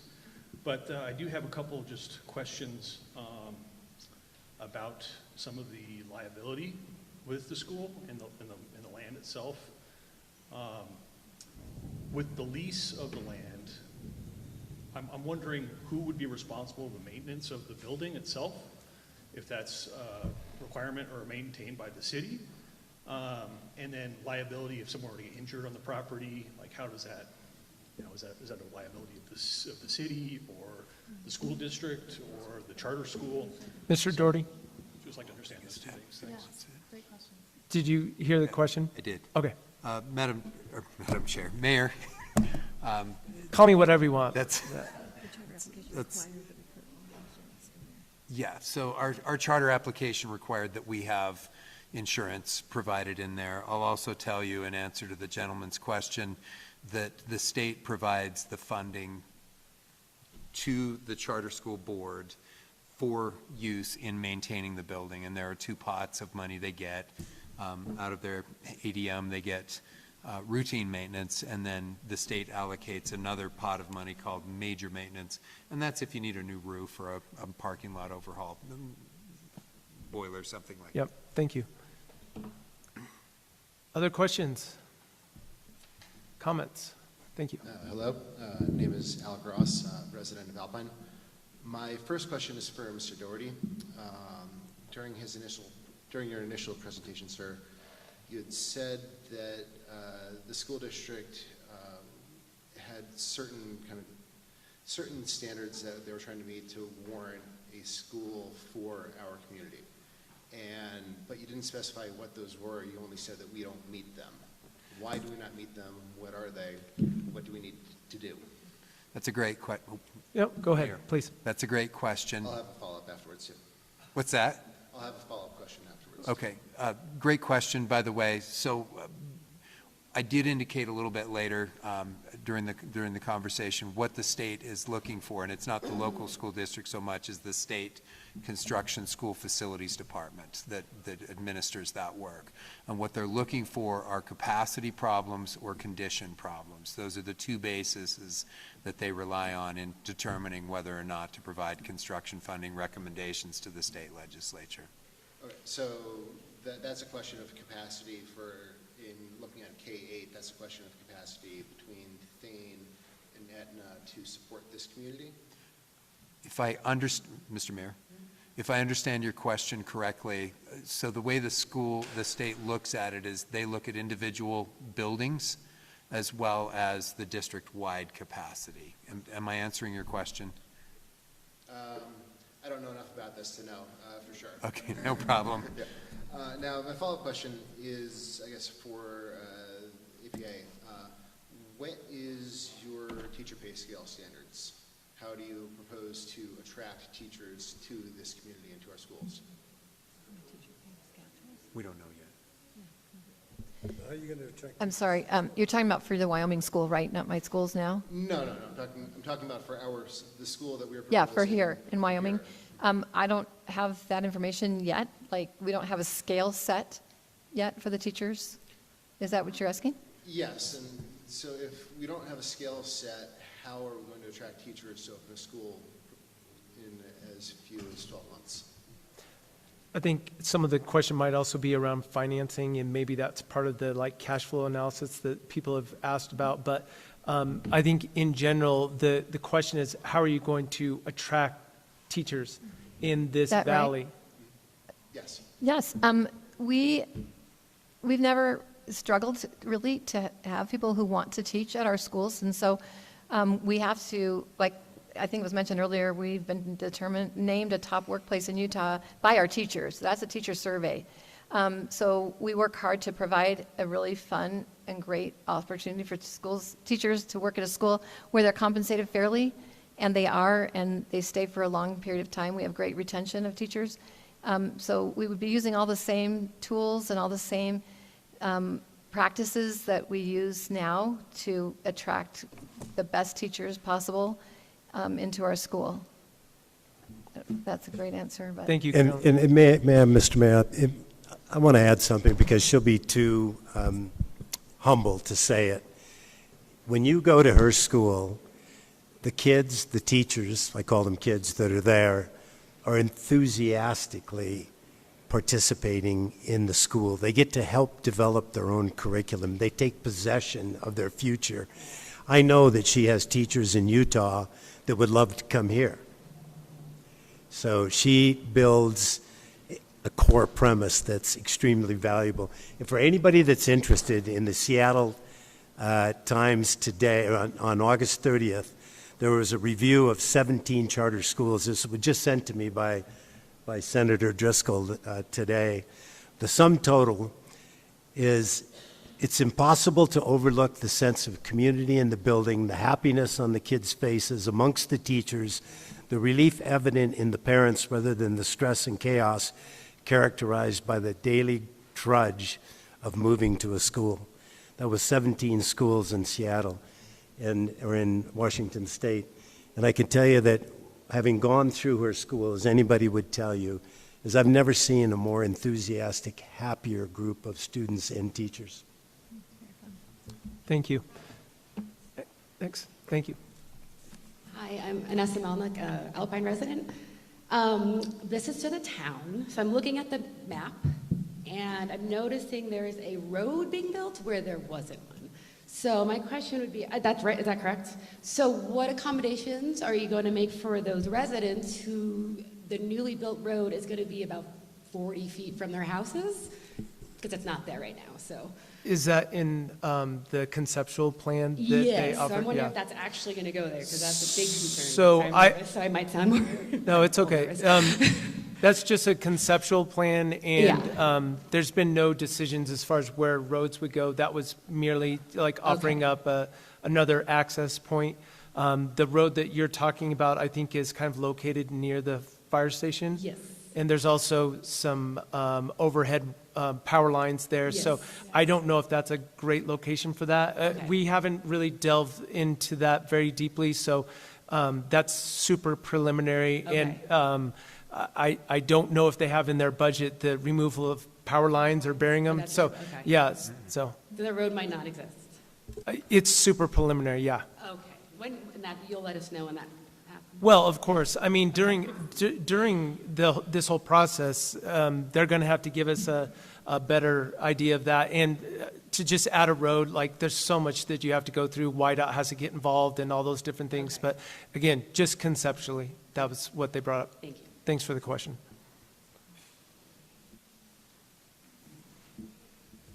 Mayor, council members, my name is Ahmad Milkadem and I live in Riverview Meadows.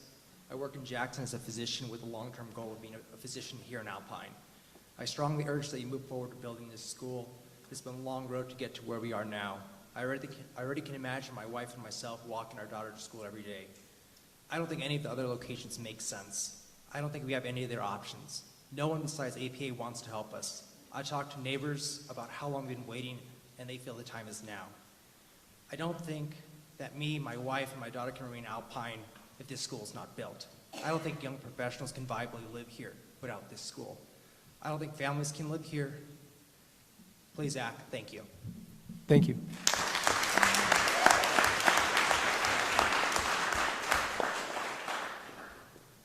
Hi, I'm Rose Core. I don't technically live in Alpine, but I live behind Banana, so I consider myself an Alpine resident. And I am all for a school, and my intention is not to deter or delay it.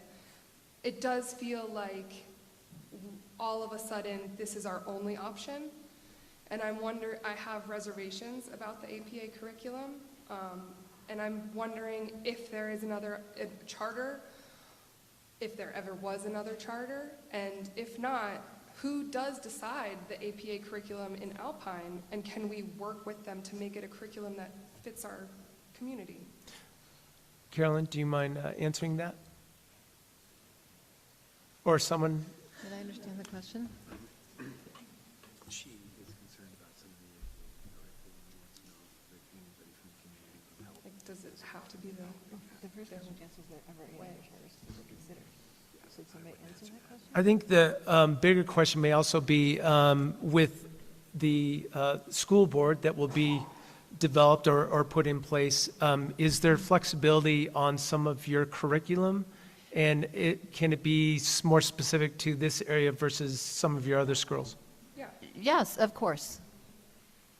Does that answer your question? I guess so. Yeah. Is the school board, like, will it be locally elected and That's a great question. If you don't mind answering that, Carolyn. That's a Dave question. It's your board. I have nothing to do with this board. I think the question is, would the charter school board be an elected? Right, I was just turning it to the school board. I'm not the school board. I would be the education service provider on a contract to this board. Is that correct? Okay, so who would be in charge of our school I board? think what Caroline's asking is, our charter board is, how is it appointed? I mean, it starts off as our inaugural board, and then it becomes, at some point in time, when one of us like retires or resigns, then the board gets together and appoints a new person to fill in the slot. So it's not like an elected position, it's appointed by the inaugural board, I guess. so the charter board is in charge of the curriculum at the school? Yes. Not the curriculum. Well, She's in charge. they're in charge of the contract. But we can work, so the thing about it is that there's, like, for example, there's gonna be some bugs when this gets, all this stuff's kind of coming together as we've been a big group of us trying to put this together, and with the help of Caroline and Jeff and Steve, and, there's gonna be some bugs. This is not gonna be, but Caroline's gonna work with us. If the curriculum isn't what you want, she'll work with us. She'll make this a school for Alpine, and that's her commitment. And our board is contracted with Caroline, and if it doesn't fit our board, we can dismiss Caroline and hire a different charter board. So that's kind of how that works. Thank you, and thank you all for the work that's been done up to Thank this you. point. And just to clarify, the voice in the background was Dave Jenkins. He's a current member of the Lincoln County School District and has put a ton of time in on this, so we appreciate that. But it seems to me, just to clarify the answer, that our school board, which is the one that will hire ADA or any subsequent charters, basically is the one that's going to develop the curriculum and have a say in what gets taught. Is that not correct? APA will bring their own curriculum. Right. And if there's some things that we want to change, we can go to APA and say, Caroline, can we get rid of this? Can we add this? That's something that our board will have some input. Okay. By the community. Is that correct? It is, and let me just say, it makes, sometimes the cart before the horse thing just cannot be emphasized too much. To write the application, your board is the one who submitted that application with my help. You have to outline all of your curriculum. You can't go to the community at first and try to develop a school and develop your curriculum on a timeline that works. You have to put your application in, say this is it, and then can you amend the charters? Yes. Yes. Thank you for that clarification. My name is Mayta Dittmer. I just want to follow up on, I think that was Bill Neeb up here, saying there's a lot of, yeah, well, what if this and what if that? What about the traffic? What about the beer and all that? Time is now. We need to do it now. And if I'm understanding correctly, everything had to be aligned, and we had to have funding, and we had to have people willing to put in their time, $200,000, I think it was, to get to this point. So if we were to say, yeah, but APA might be just a little bit too conservative, they don't teach DEI, or maybe that's not the best place, or could we try a different charter, then we are missing this boat. Is that correct? Then we do not have a school at all, right? 100%, yes. Okay, good. Just want to make sure that's clear. So if it's like, no, we want a school, we just aren't sure we want this particular school. Well, the choice you're making is no school for 10 years. Okay.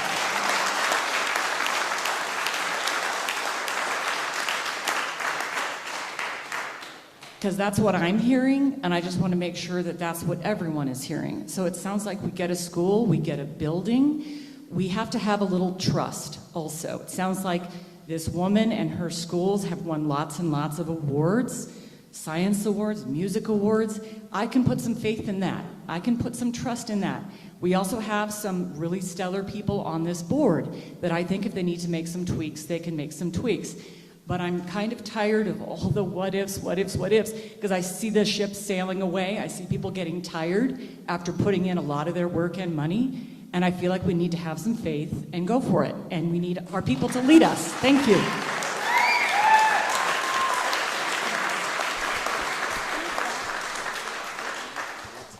Well, that's a big ship to follow. My name is Kay Gogol, and I don't live in Alpine, I live in the outlying community. And I want to thank everyone who's worked really hard. I know there's been a lot of work in here, and I really appreciate all that's been done to bring a school to Alpine, because I've been here for 36 years. I know what it's like to have to travel with your child.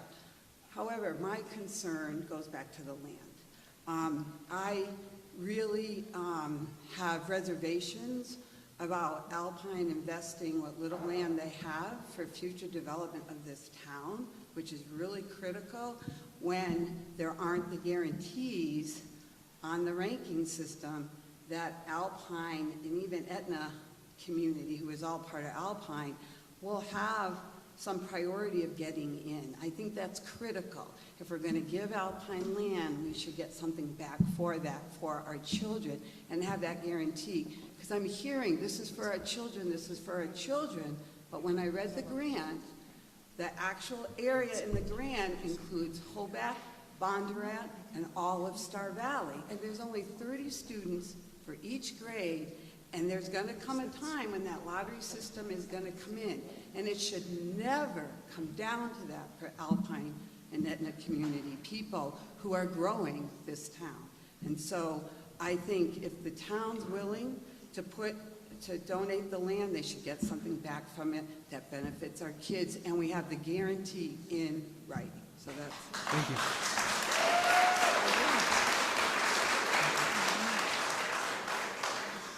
Hi, good evening. My name is Meredith Leonard, and I'm a resident of Etna, but I have 2 young kids. And I realize that I might be the minority in the room tonight, that I am actually in full support of the APA curriculum. You don't have to look very far across America to realize that our students are failing. They're failing in literacy, they're failing in math, they're failing in science, and we are slowly becoming one of the worst educated populations in the world. And it's devastating to watch. And I see the curriculum of APA, and they go back to our American ideals that built this country and built this amazing town that we love and that we live in. And I just think it's important to support that. It's important to teach our children that America is a beautiful country to live in. Yes, not perfect, but we focus on the quality of the character and not the color of the skin, which is DEI, by the way. And DEI, CRT, and SEL are all Trojan horses that have been implemented into our school system, and I'm so grateful to have the opportunity to send my kids to a classical education school without having to fork out the hundreds of thousands of dollars. The last thing I would say is I agree that a school can be the cornerstone of a town. With the way that the town is developing, I would just strongly encourage you to focus on the design of the school. I said this in the last town meeting, but I'll say it again. I go back to the Winston Churchill quote, "Our buildings, we shape our buildings and therefore they shape us." I love the idea of erecting a steel building fast, but please focus on the design, especially if it's going to be a focus of the town of Alpine. Make it beautiful. Use natural materials. Get creative. Make sure that it's safe. A school is going to be vacant 3 months out of the year. Make sure it's at least beautiful to look at while we're all driving by it. Thank you. Thank you.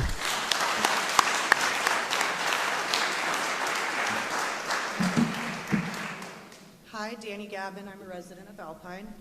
A couple points on the location. It's sewer, wastewater, a brewery, river convergence. I don't think that's ideal, not to mention added traffic to the residential area right there. Per Melvin's solution that we could, build other buildings and businesses around there. People have tried. There's people who are promoting this school right now that have shut those down. So I don't think that's going to change anything just because the school's there. Also, I'm not really up to speed on the charter schools, but I am against the anybody can enroll. There's no way to guarantee that it's Alpine resident students that get in there. And then I'd also be curious to see what accountability that they have on getting the benchmarks for students that have been identified by the state as far as testing and all that. Lastly, construction. Our local company is going to be able to propose a bid on this, and does the community get any say in design? So those are my questions.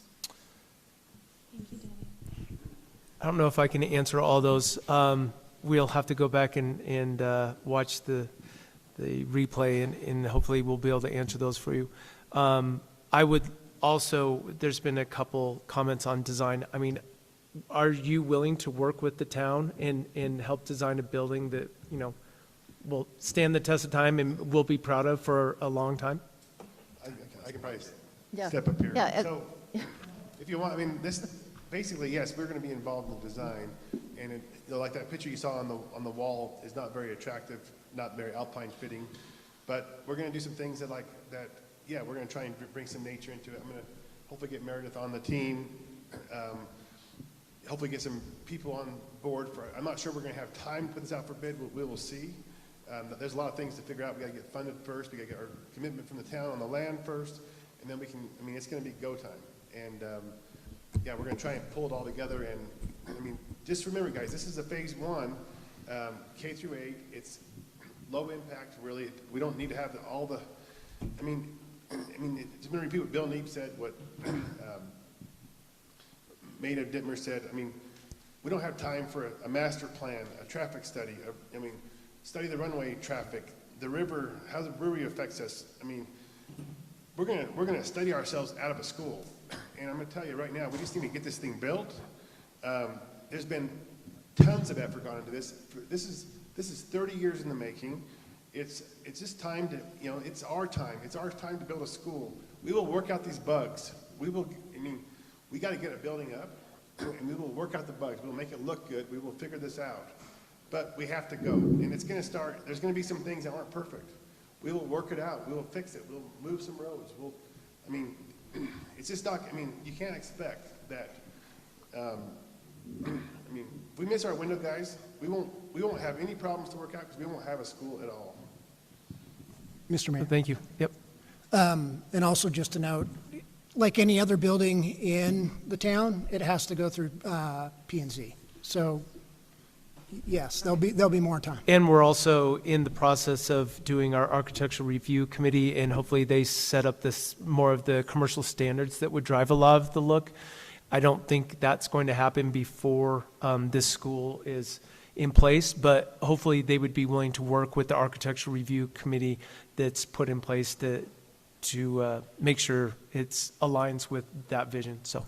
Okay. Thank you. My name is Shay Scafidi. I was on the Alpine Public Education Committee.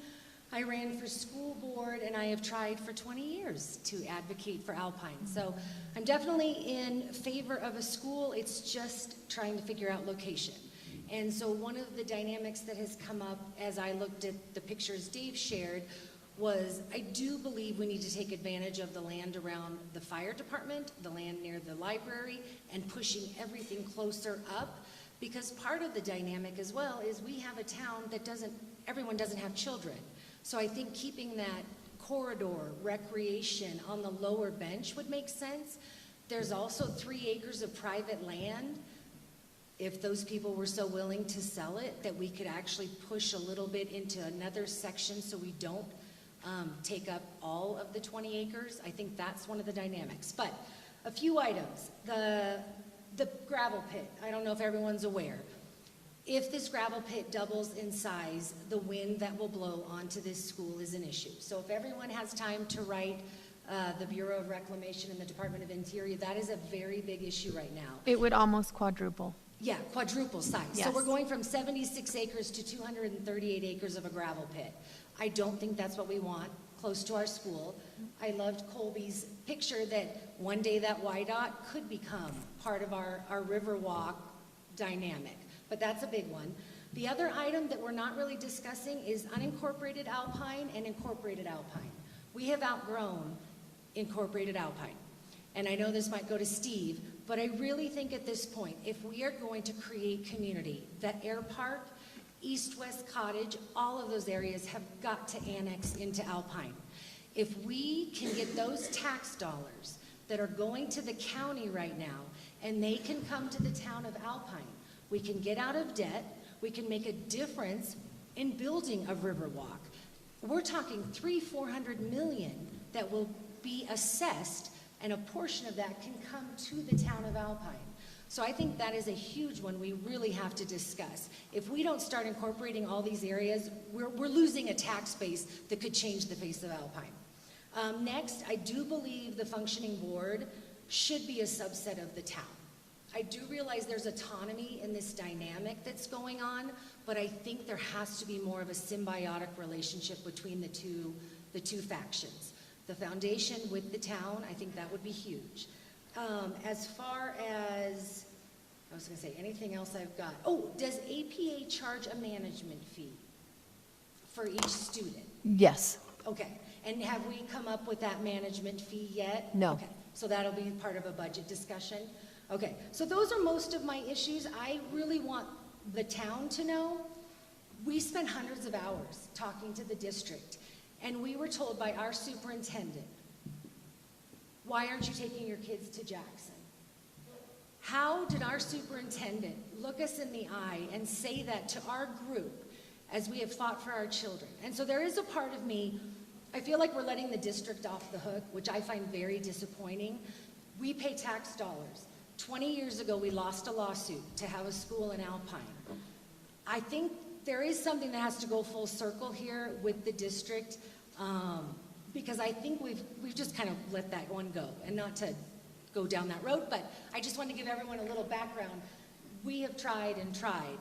I just want to make sure we aren't taking recreational area from people that don't need a school, but we could push the school up so we're not taking more of land that we need over the next 20 years.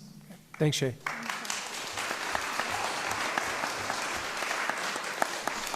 Just to make a quick comment about the governing board, and Dave, correct me if this has changed since your application, but on your school charter application, it said if the charter application is approved, the majority of the applicant team will become the school's initial governing board. Obviously, we have 2 exceptions, but otherwise, they would be including Steve Funk, Dave Jenkins, Robert Hagedorn, Kelly Shackelford, Rod Jensen, and our council member, Jeremy Larson.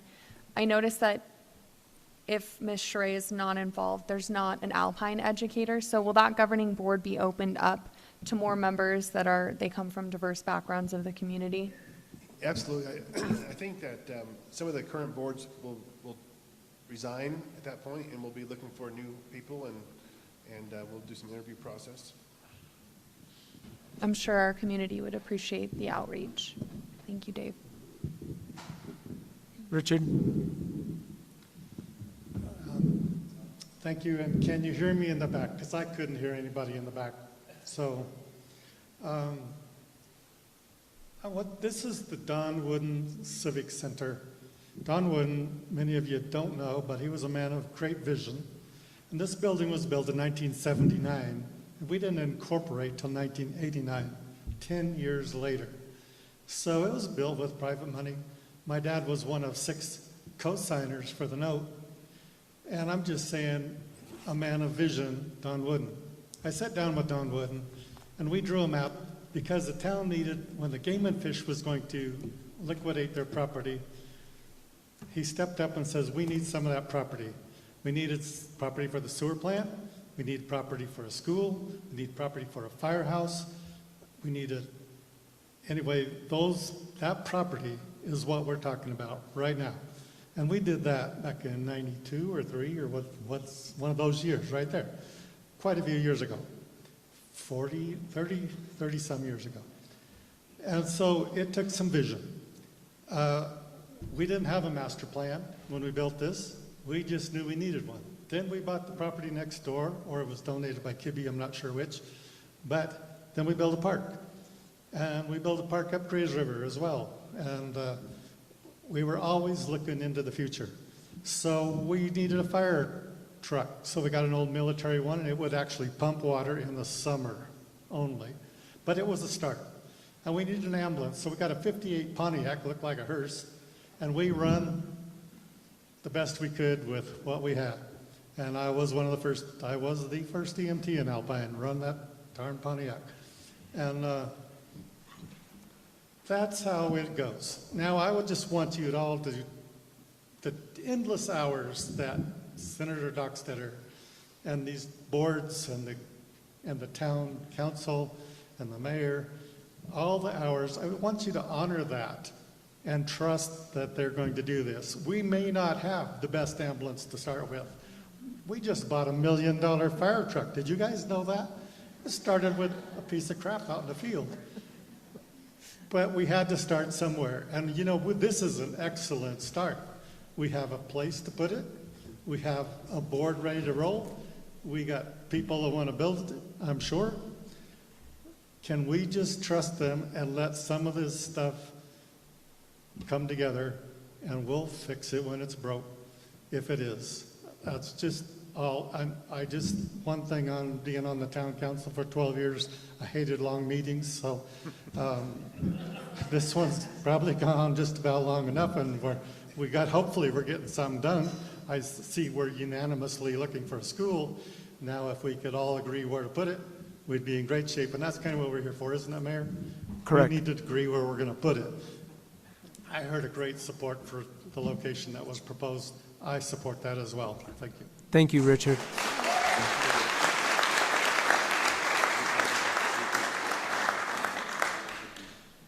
Mayor, council, residents of Alpine. Sue Colbus, I'm a resident of Alpine. I'm also in planning and zoning.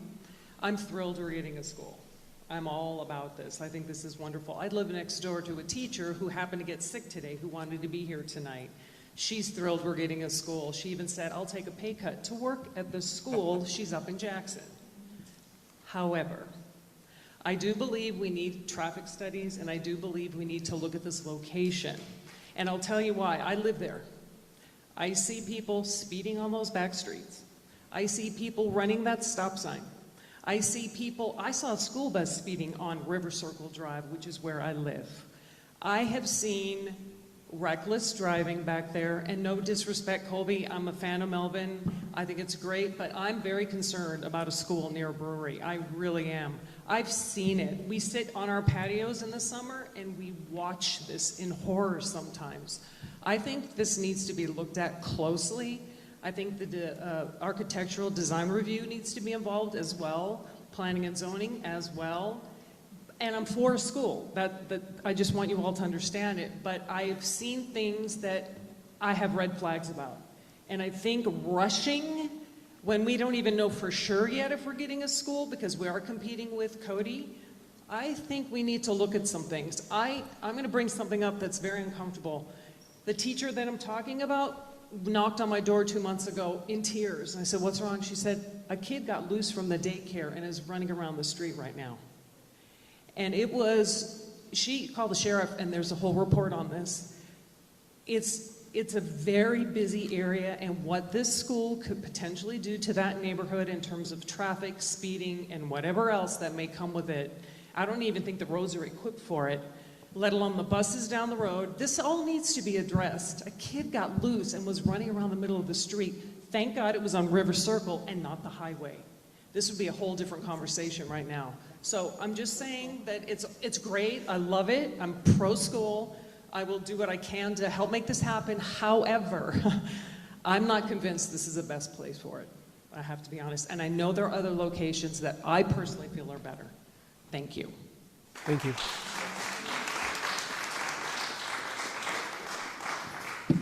Hi, Rob Hagedorn. Oh, Rob. And I just want us to recognize, because it's obvious the school's going to happen, and how great that is. I mean, you can just tell by the support these are. And that what a great gift this is for our children. And having a campus in one of the most beautiful places on earth, in one of the most beautiful places in Alpine, it's going to just be amazing. And I'm really excited about it. I'm happy about it. Thank you. Thanks, Rob. I know it's uncouth to come up and ask another set of questions, but as the school board is going to be spending our taxpayers' dollars, will the school board be accountable to the taxpayers? Is the first question. And second question is, how does this process move forward, Mr. Mayor? Will the council hold a vote amongst themselves, or will this be on our November ballot to approve? I'll answer the second question. Those are questions that we don't know the answers to, and I think going away from this meeting, we're going to come up with a plan of attack and work with the charter board, of course. But we want the public to be involved in all these decisions, and you will have a chance to still speak your voice in future meetings regarding this. But it sounds like time is of the essence, so I would say that those meetings are probably not going to be in the far too distant future. So, and I'm sorry, I can't remember the first question. Do you recall? His question was about accountability. Sure. And did you? So the They are question was, accountable. will the school board be accountable to the taxpayer. And the way that flows through charter schools is that this school board is accountable to all the compliance for, like any public school, through the state laws and regs for public education. They're accountable, and there's tons of accountability measures that are reported on monthly, annually, audits, clear, very transparent. Every dollar is transparent, yeah. And so the board will be doing that. Thank you. Right. Do we have any other public comments? And I know you guys are going to research it, but if Teton County has a moratorium on us going there, and our own district doesn't really want us, I would think that legislatively we could figure out that it is only Alpine has first. Absolutely, and I was going to talk to the senator about that after the meeting's over. Yeah, because I do think that's make or break. Getting a priority for Alpine residents. You're talking about getting a priority, right? Yes. Yeah. Okay.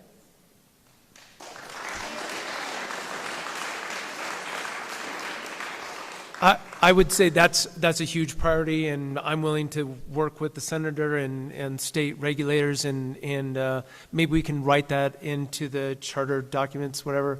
But great point. Emmett, you did such a great job the other day. I'm not going to repeat that speech the other day, and I don't want to waste anyone's time. I do have just a couple thoughts. As I sit here tonight, I think a lot of the discussion tonight has us where we can't see the forest through the trees. So a lot of what's the discussion is details, right? So there's a lot of details on how the school operates, APA versus someone else versus the education taught versus How are you going to hire teachers? These are details that, as long as we put safeguards that when we run into these issues, can we change them? So those are details that can be fixed. The other details we have are planning related. And I can speak to planning related issues. Planning and the location is the core issue we're trying to wrap our heads around tonight. Is this the right location for a school? Is it a good location? Is there going to be traffic issues? Is there going to be issues with the neighboring properties and the brewery and different things? And I can tell you that when there are issues with planning, there are engineering solutions. So if you go to YDOT and YDOT says, this access road into this neighborhood is not a good access for a school, YDOT is going to say, we can fix that. We want a turn lane, or we want a slow down lane, or what have you. If the engineering says there are people from the brewery that are shooting through this neighborhood, then there's an engineering solution for that. It's speed bumps. They call it traffic calming.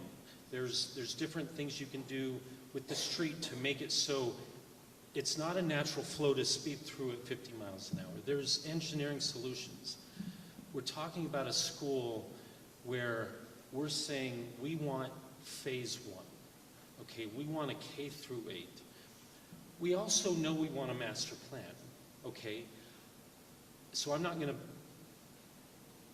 minimize that thought at all. Like, I think it's a great thought. But, like, to wrap your head around master planning is kind of like this community center. If you hired a consultant right now to say, do us a master plan for Alpine, oh, but this building was built before master plan, so that doesn't work for us. That's not how it works. You say, there's a community center here, so we'll incorporate that into our master plan. If you have a K through 8 in this location, that then gets incorporated into the master plan, and it becomes an engineering solution. How do we add to this community with a K through 8 and make it a better community for this land? Right now, the status quo is, for the last 50 years, every property owner in the city limit and out of the city limit, half of their property taxes have went to pay for other communities to have schools. So if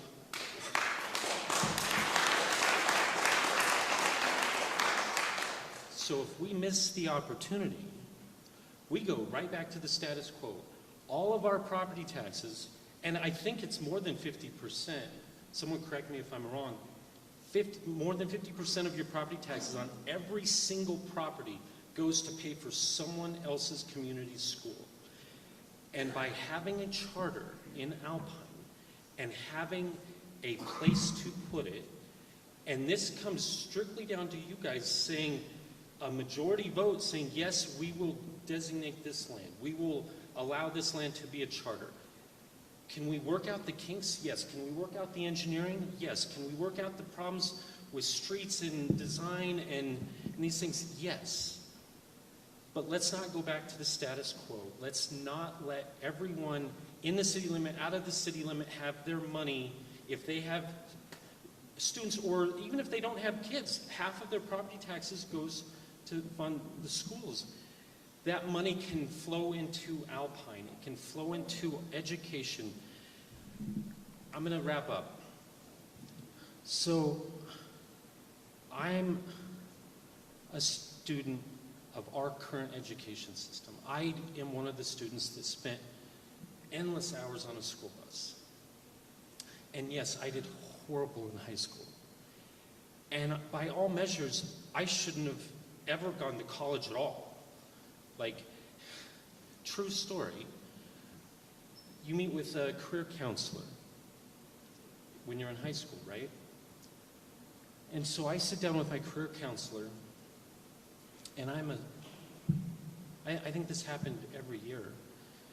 But she pulled up my record and she went, "Oh, you're not on the college track. You can go back to class." Okay? And some of that was the time I spent on the school bus. Some of it was me being distracted. Whatever it is. But we've heard in these meetings that students that have to spend that time have a 1-point GPA lower than everyone else, right? Well, I had a conversation with J.C. Inskeep, who's, I think, the business director of the school district. Yeah. He told me another statistic that I didn't know, and that's the students that don't participate in extracurricular activities also have a full 1-point GPA lower. So if I am a student living here and I'm busing, I'm making that decision not to participate in extracurricular activities because I don't have a way home, or my parents can't come get me, and it's the rehearsals and so I'm not just losing out on the GPA. Like, that's what we're focusing on, right? Oh, well, your GPA is lower, so that's going to hurt your chance of getting into college. You're missing out on the whole experience of the extracurricular activities. The friendships you're going to make, the growth you're going to have as an individual that you don't have. And if you end up in that situation and you walk into your counselor, "Oh, you're a 2.0. Well, you know, no point in being here." We have this opportunity, and the focus is, can Alpine stomach using this land for changing our children's future? My daughter is 15 years old, and she asked me an important question about a year ago. One of the hardest questions I've ever had to answer. She said, and she was serious, I've been priming her for college since she was like 5 years old. She said, "Dad, why is it that I have to work so hard in high school? Why do I have to get straight A's, and why do I have to do the extracurriculars?" And like, she was dead serious, like, what's the actual answer? And I paused, and I had to come, you know, why really? Is it just because, is it my pride? And I said, it's trajectory. Think about this for a moment. At 18 years old, when you graduate from high school, a 1% change in trajectory by the time you're 50 is mind-boggling. I didn't have that advantage. Like, had my trajectory changed 3%, 5% when I was a freshman in high school, I mean, think of that trajectory.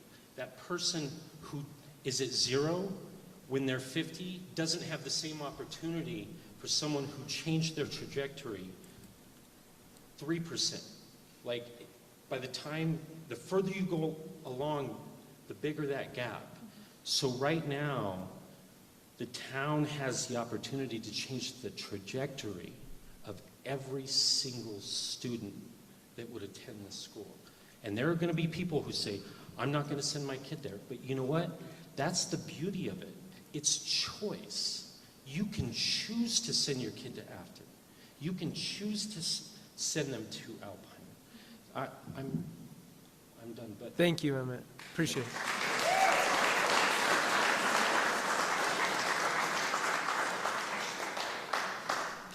Did we have any other comments? Oh, May I?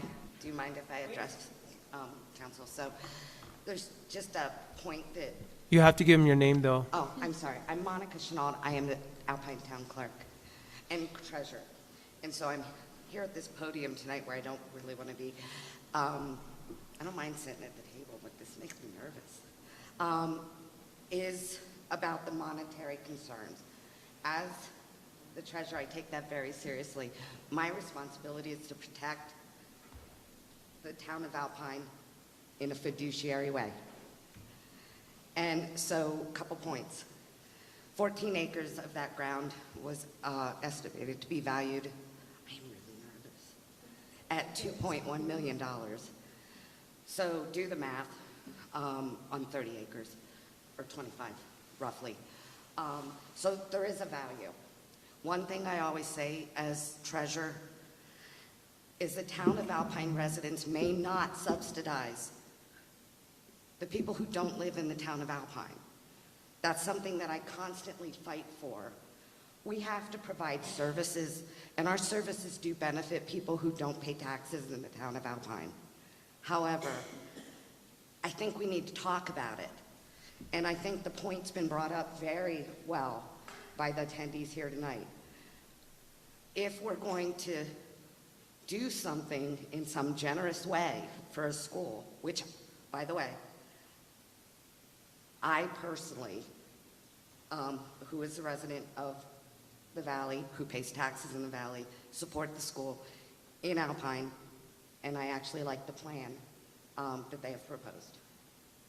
So, but that's different from work. So we just have to be careful that we don't give some, let's talk about the CDC, which I also support. It's a great program. It was built in the town of Alpine. They signed a long-term lease with the town of Alpine.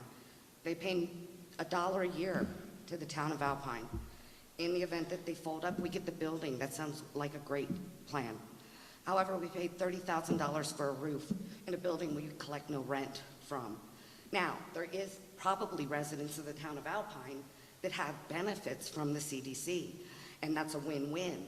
However, if we are giving discounted rates to a program that's benefiting people outside of the town of Alpine, why is it fair that the citizens of the town of Alpine paid $30,000 for a roof that doesn't benefit them? So, I mean, it may benefit a small minority, but I don't know their makeup of who's there. I also made the same argument, guys, about the clinic. They paid $150 a month rent. And I feel like for the people who pay taxes in the town of Alpine, well, then you should have got a discount because you were giving them discounted rent. You know, me who lives in Nordic Ranches, I should pay full price because I'm not paying for part of their rent. So that's my only argument here, is just one of pure financial protection for the taxpayer citizens of Alpine. It's my job. I think it's important. So it's your money. This is not my money. It's not anybody who works for the town of Alpine's money. It's not town council's money.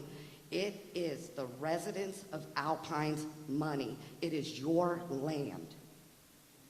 And so your land should not provide for somebody who hasn't paid for it.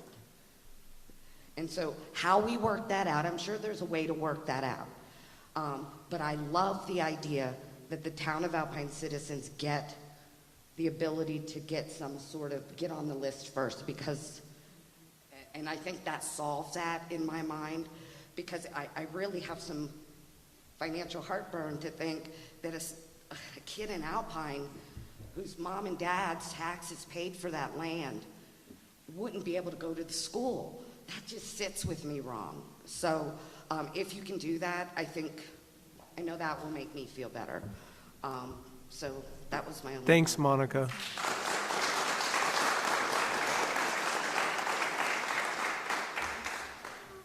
Richard, is there anyone else that wanted to make a comment? I see a few people leaving. I know we're getting late. Do you want first? Yeah, please, Richard, do you mind? Someone who doesn't live in Alpine.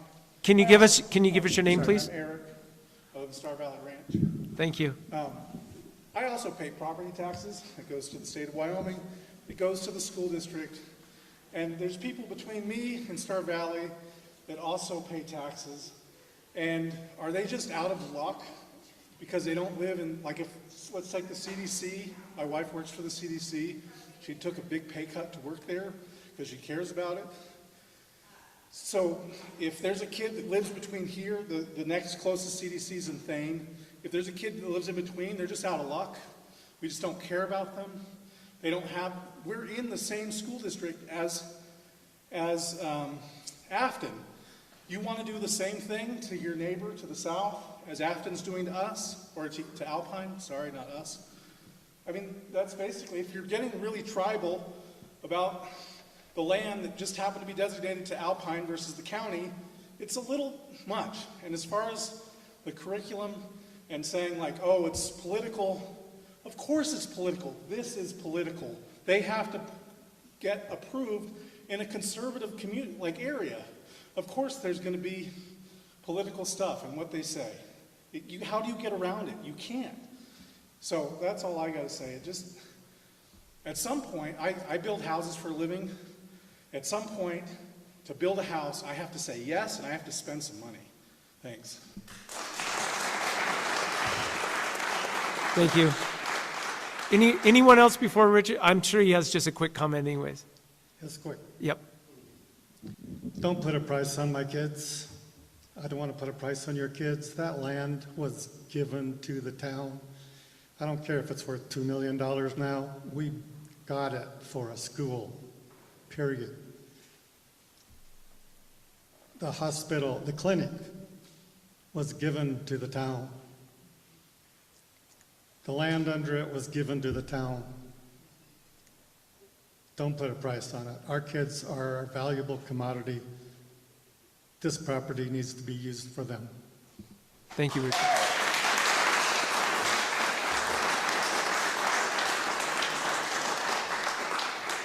Do we have any other public comment? Please. My name is Boyan, resident of Alpine. Hi, everybody. I just have a couple of observations and comments. First, I want to address the school issue we're talking about now with family and social dynamics. A lot of us commute to Jackson or even somewhere else for work. So by the time parents go to work and come back, and the kid is traveling the other area towards Thane or Afton and coming back, it's really hard dynamics for a family to make things work. Like some days I had like a project at Teton Village, so driving there, coming back, my kid went to Thane for school and went back with the bus, and then we're like, oh, wait a minute, you have volleyball. So we go back to Thane and go for the volleyball and come back, and it's already like 9 p.m.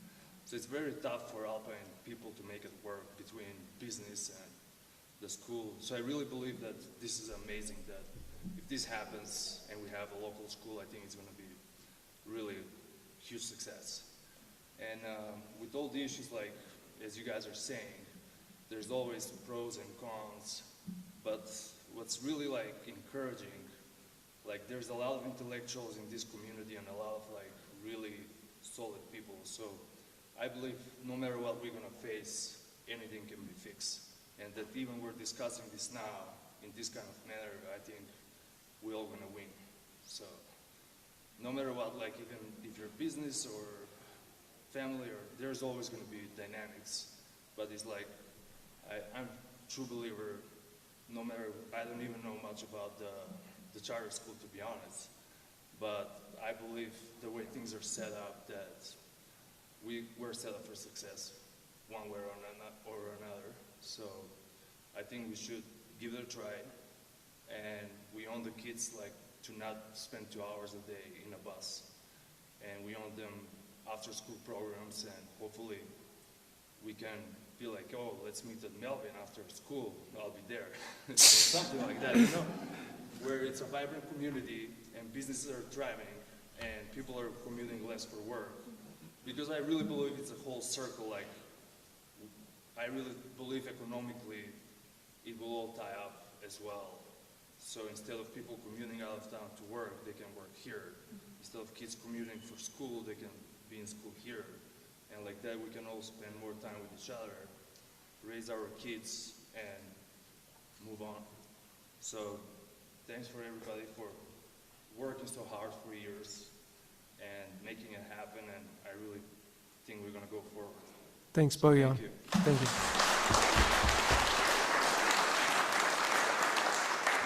Thank you. Any other public comment? I do have one that was submitted. Oh, go ahead. Please.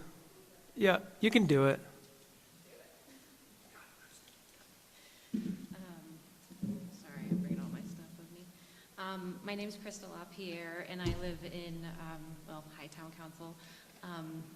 This sort of stuff makes me really nervous. But I live in Riverview Meadows, and I actually live on Snake River Drive right at the end of the roundabout. So my property backs right up to town land, and we overlook what we refer to as town buildings, but it's really the sewage treatment plant. We like to spin that.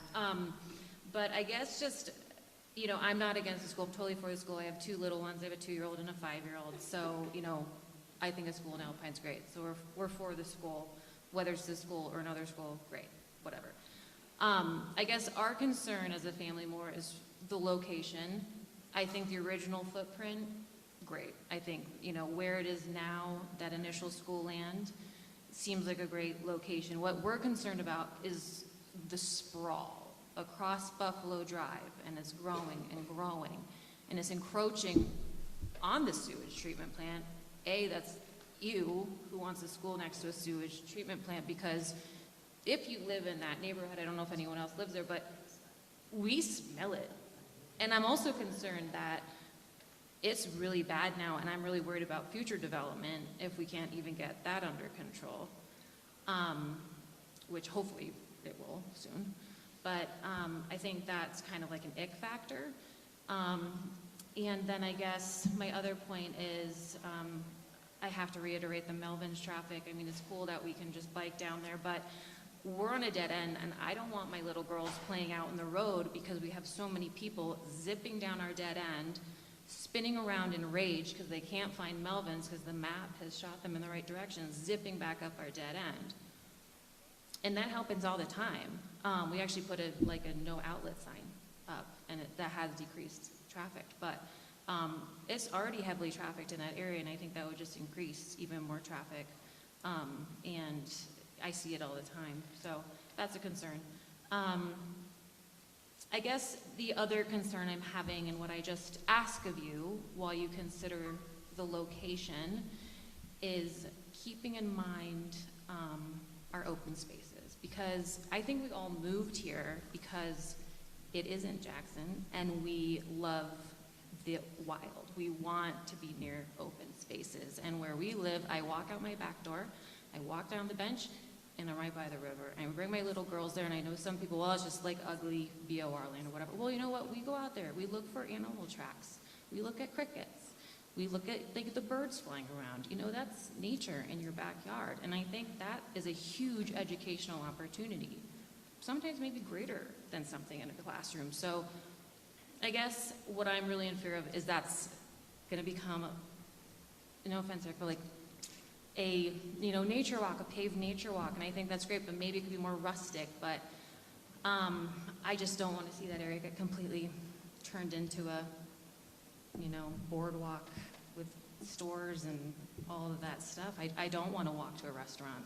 Sorry, I want to walk to a river and go down and look for treasures with my dog, and not have to leash it and run into a million other people. So anyway, those are, I think, my points. And then I guess one other aspect or question thing I ask is, while you're looking at this location, I like Shay's point of maybe considering up by the fire station. I didn't even think of that, but I've just seen these one plans. Maybe there's another plan you could offer. Going up the hill, mowing down the pavilion. Sorry, there's some things there. Leveling the skate park. Sorry. There's some land to work with, work up. So I don't know. Just maybe there's some other options of expansion we can work with. Thanks, Krista. Yeah. Okay.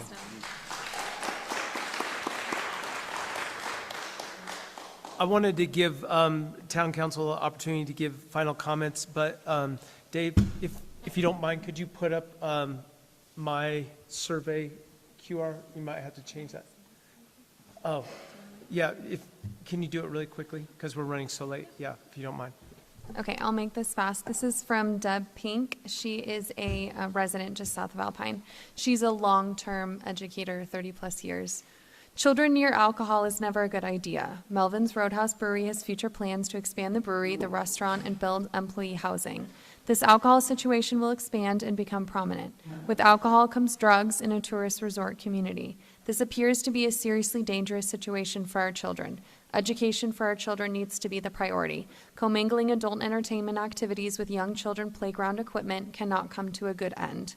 This location leads to a large amount of traffic on a school road all times of the day. This single narrow road was not built to handle excess traffic, nor will infrastructure be able to handle school buses and parents all at once traveling to and from the school while at the same time, tourists and locals are going to the bar, restaurant, musical concerts. This scenario becomes more deadly during snow season. The entrance to the charter school and bar restaurant travels past several residential subdivisions. The noise and traffic will become a large problem within a short amount of time. Roads must be rebuilt, expanded, and reinforced in order to facilitate a school. This area cannot handle the amount of diversified traffic without a complete restructure of a stop-and-go system. Getting in and out, turning right or left, is already difficult to exit onto Highway 89. Who will pay for the infrastructure? A light signal would be needed, or a roundabout on Highway 89. Will the taxpayer also be responsible for financing this infrastructure?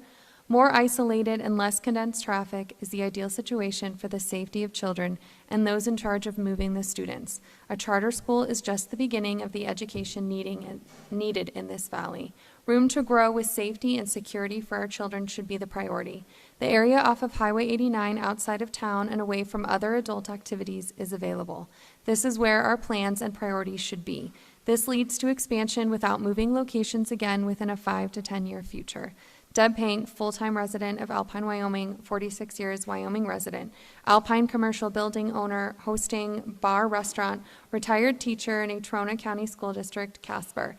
In addition, I was on the State of Wyoming Education Review Board for 2 years. This town of Alpine community needs a school. I would never have approved this land site for this valuable asset. Prefer the Alpine trailhead strongly for many reasons. Okay, thank you for that. I just wanted to point out the survey, if you don't know how to do it, you just use your camera on your phone, and it's just a quick survey. I wish we would have done it earlier. I didn't anticipate so many people leaving, but this is just like a 3-question survey, and do it at your leisure. We're going to post this QR code on our Facebook page and other places, and people, hopefully by now, Dave probably has it zoomed in, but people at home should be able to do the same thing with this QR code. But while you're doing that, I wanted to give Town Council the final say, and I'll start on this side of the table, if you don't mind. Not at all.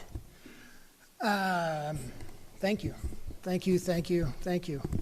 Those who I've spoke with prior to this, I've said, bring yourself, bring 5 friends, because this board needs to hear it.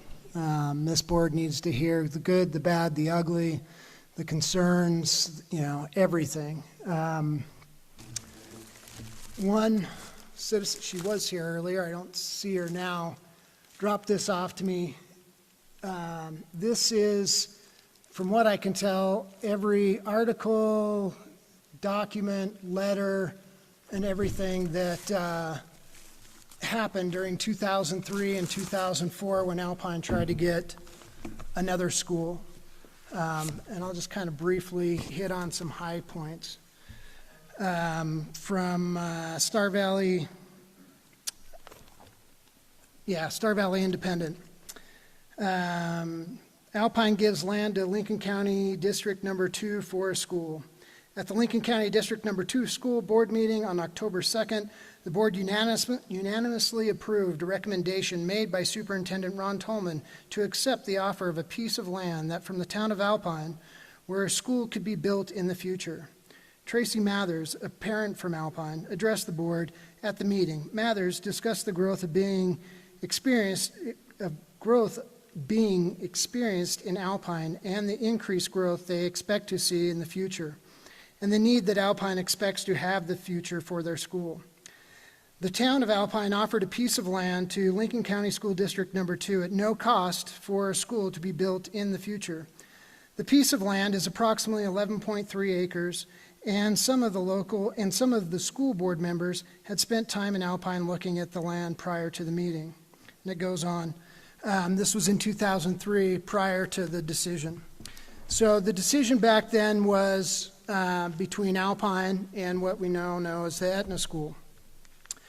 And part of that the school board debated at that time was free land from Alpine or 40 acres at Etna that they had to pay for. They did get it at a discount, but they did have to pay for it. And then with that cost, at least according to this research, those 40 acres, they thought, well, we'll develop 20 of it and sell off 20, or maybe we'll keep it for, say, another future high school, because, again, at that time, elementary school for traditional public education is 10 acres for an elementary school, 15 acres for a junior high school, and 20 acres for a high school. So they had 40 acres to work with. And their thought and what they're quoted is maybe we'll have an elementary school now, and if we keep the land at junior high school in the future. Well, here's the future, 20 years later. They still have a Etna Elementary, and they're down to 26-point-something acres. So fiscally, they did a good thing. They sold it off, I hope, and that money went back to building the school, but they didn't have the foresight to think of the vision in the future of more acreage for a bigger school, to house both an elementary, a junior high, or a middle school. Also, all through here, it does discuss the K through 6 option and all the pros, all the cons. And what I really kind of come away with is, oh, here it is, yeah, return, K to 6. A lot of the comments throughout here and here and here are very similar to what I've heard tonight, both for, both against, concerns, hey, challenges, what we got to think of, be it close to bars.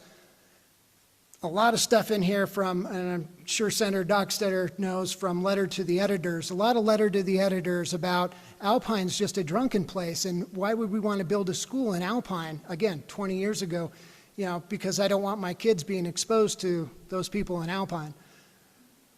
So it's a lot of it's still the same. If it's not a highway, it's a river. There are challenges, and where is, I don't see, and I'm blanking on the name. Oh, right there. There are challenges that we can have, but there are solutions, engineering solutions, traffic study solutions. There are all kinds of solutions. But it was really interesting to go through this. And the last was a quote from Star Valley Independent, and it was quoting an Alpine Town Council member, Bert McNeil. Quote, in my lifetime, oh, and I'm sorry, this is after the lawsuit was thrown out. This was after there was essentially no hope. Quote, in my lifetime, we won't see a school in Alpine if we stay with Lincoln County. Bert McNeil passed away several years ago, so he was correct. He would not see a school in Alpine. For those who know me, I don't have kids, but I know and I truly believe that a school is a necessity to a community. It creates a community. I want to see, and I've always wanted to see Alpine grow as a community, not as a commercial district, a place where half of it is Airbnbs. I want to see a community of families that grow together, recreate together, learn together, and go forward. Finally, this is from 2003 when it was first proposed. This is from a citizen of Alpine at the time. I'll leave her name out because this wasn't public. Quote, "Firstly, I would like to thank you all for being here tonight, for taking the time to reconvene and revote on this complex issue." Sorry, this is addressed to Lincoln County number 2 at the time. "The placing of this school has taken up a lot of everyone's time, and we appreciate that. Time needs to be taken when making such important decisions that will affect everyone for decades to come. My name is Jane Doe. I am the mother of Sue, age 3, and Sue number 2, age 2. And I am speaking tonight on behalf of past, present, and future parents of elementary-age children, not only from Alpine, but also many others as we have spoken to throughout the Lower Valley area who believe that there should be a return to K-6 configuration and that there should be a K-6 schools in the town of Thane and Alpine. Difficult issues are difficult to discuss, especially when these issues so personally involve our children, but we can unite to discuss what is common to us all, and hopefully come to a decision that will unify us all tonight." And that goes on. This was 20 years ago. Sue number 1 and Sue number 2 are now 23 and 22 years old. I don't know where they're at. I don't think they're here because I tried to look down this person and nobody in today's day and age knows her. So today, there's a Sue number 1 and Sue number 2 out there. It could be your kids. One thing that really struck me from Carolyn's group, her brother Dave, we were talking a couple weeks ago, and to him it's very, very personal. He truly believes in the student, and to him, he said to me, you know, next year there's a 4th grader that only gets 1 shot at 4th grade. And it just kind of hit me. It's like, well, does that 4th grader want to be busing? Or does that 4th grader want to be here? Me as a community builder and knowing the strain, energy that it takes out on parents because you're traveling here, the kids are going there, I don't want that. And I've listened. I've got a whole bunch of notes of challenges. And I think that, yes, we will have challenges with this. But for me, the time is now. And I will be putting in a motion on Tuesday for at least a first reading. We'll see where that goes. Because I want to come into next week's hearing with the state to say that the town of Alpine is either for or against going forward, at least on the first reading. For those who don't know, there needs to be 3 readings. So it'll be first reading September, second reading October, third reading in November. But that's where I'm at. If you're pissed at that, great, come talk to me. Change my mind. But that's where I'm at. Thanks, Councilman Larson.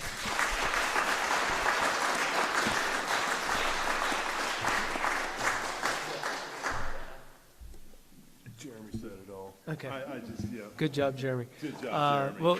Well, I'll keep going down the bench here. Do you mind? Any final words? I just greatly appreciate, sorry, I have a dog in this fight, all the parents that showed up today, because this is something that is extremely emotional. I didn't think I'd get emotional about it. But my main responsibility as a parent is to provide the best education for my child. And that is school choice. That's something that we've never had the luxury of having. My other priority is to make sure that every child that lives in Alpine or near Alpine, oh, thank you, that is yearning for that education, that we do provide the opportunity for that. On the other side, which is why I try to ask as many difficult and uncomfortable questions as I can so that we're not asking these questions later. I'm sorry. That's okay. I just want to make sure the people at home can hear you. No, I appreciate that. Is to make sure that town-owned land, every resident understands that that is land that they own, which means that every single resident of Alpine has a say in how that land is used. So I'm hoping that this is one discussion of many that we can move forward and create some evolution and have some really impactful change for our children. I just really appreciate every resident who showed up today and took hours out of their evening in this pouring rain to come and express all of their opinions and to ask their questions. Because without that, we do not have the tools needed to move in the direction that our community dictates. Thank you for showing up tonight.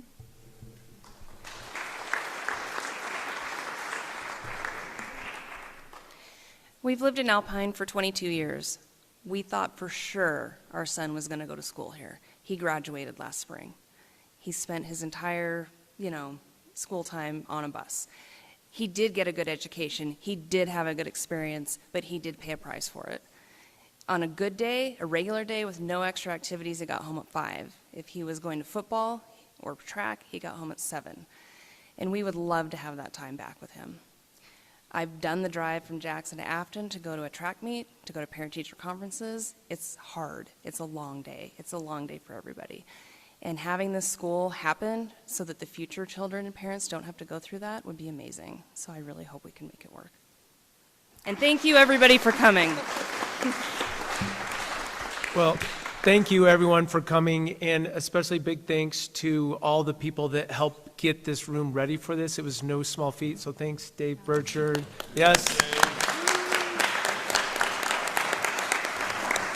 This was my goal from the very beginning, where we had a larger place for people to come and speak and also film it, or so we could, whatever you call it, I'm losing it, stream it, film, yes. But anyways, thank you so much for everyone coming. I'm sorry that we're down to 50 people in the room at this point, but that just goes to show how many people were here. The final thing I would say is I am 100% behind a school in Alpine, and it's apparent to me that this is the opportunity that we need to jump on. And I still question the area, if that's the perfect place. But I've heard what people said, we're willing to work through some of those things, and I'm committed to work through those as well. And I think there's a lot of logistics that have to happen to fit your timeline. So we have to get on the same page as far as town council and the town to try to meet that. I'm not going to make any promises, but I will tell you that we will make this a priority, and we'll try to, do all the discussions and give everyone in the town an opportunity to speak their mind again and again and again. So anyways, thank you so much for coming, and have a good night. Travel safe going home. I know a lot of you are traveling a long way, so thank you, everyone.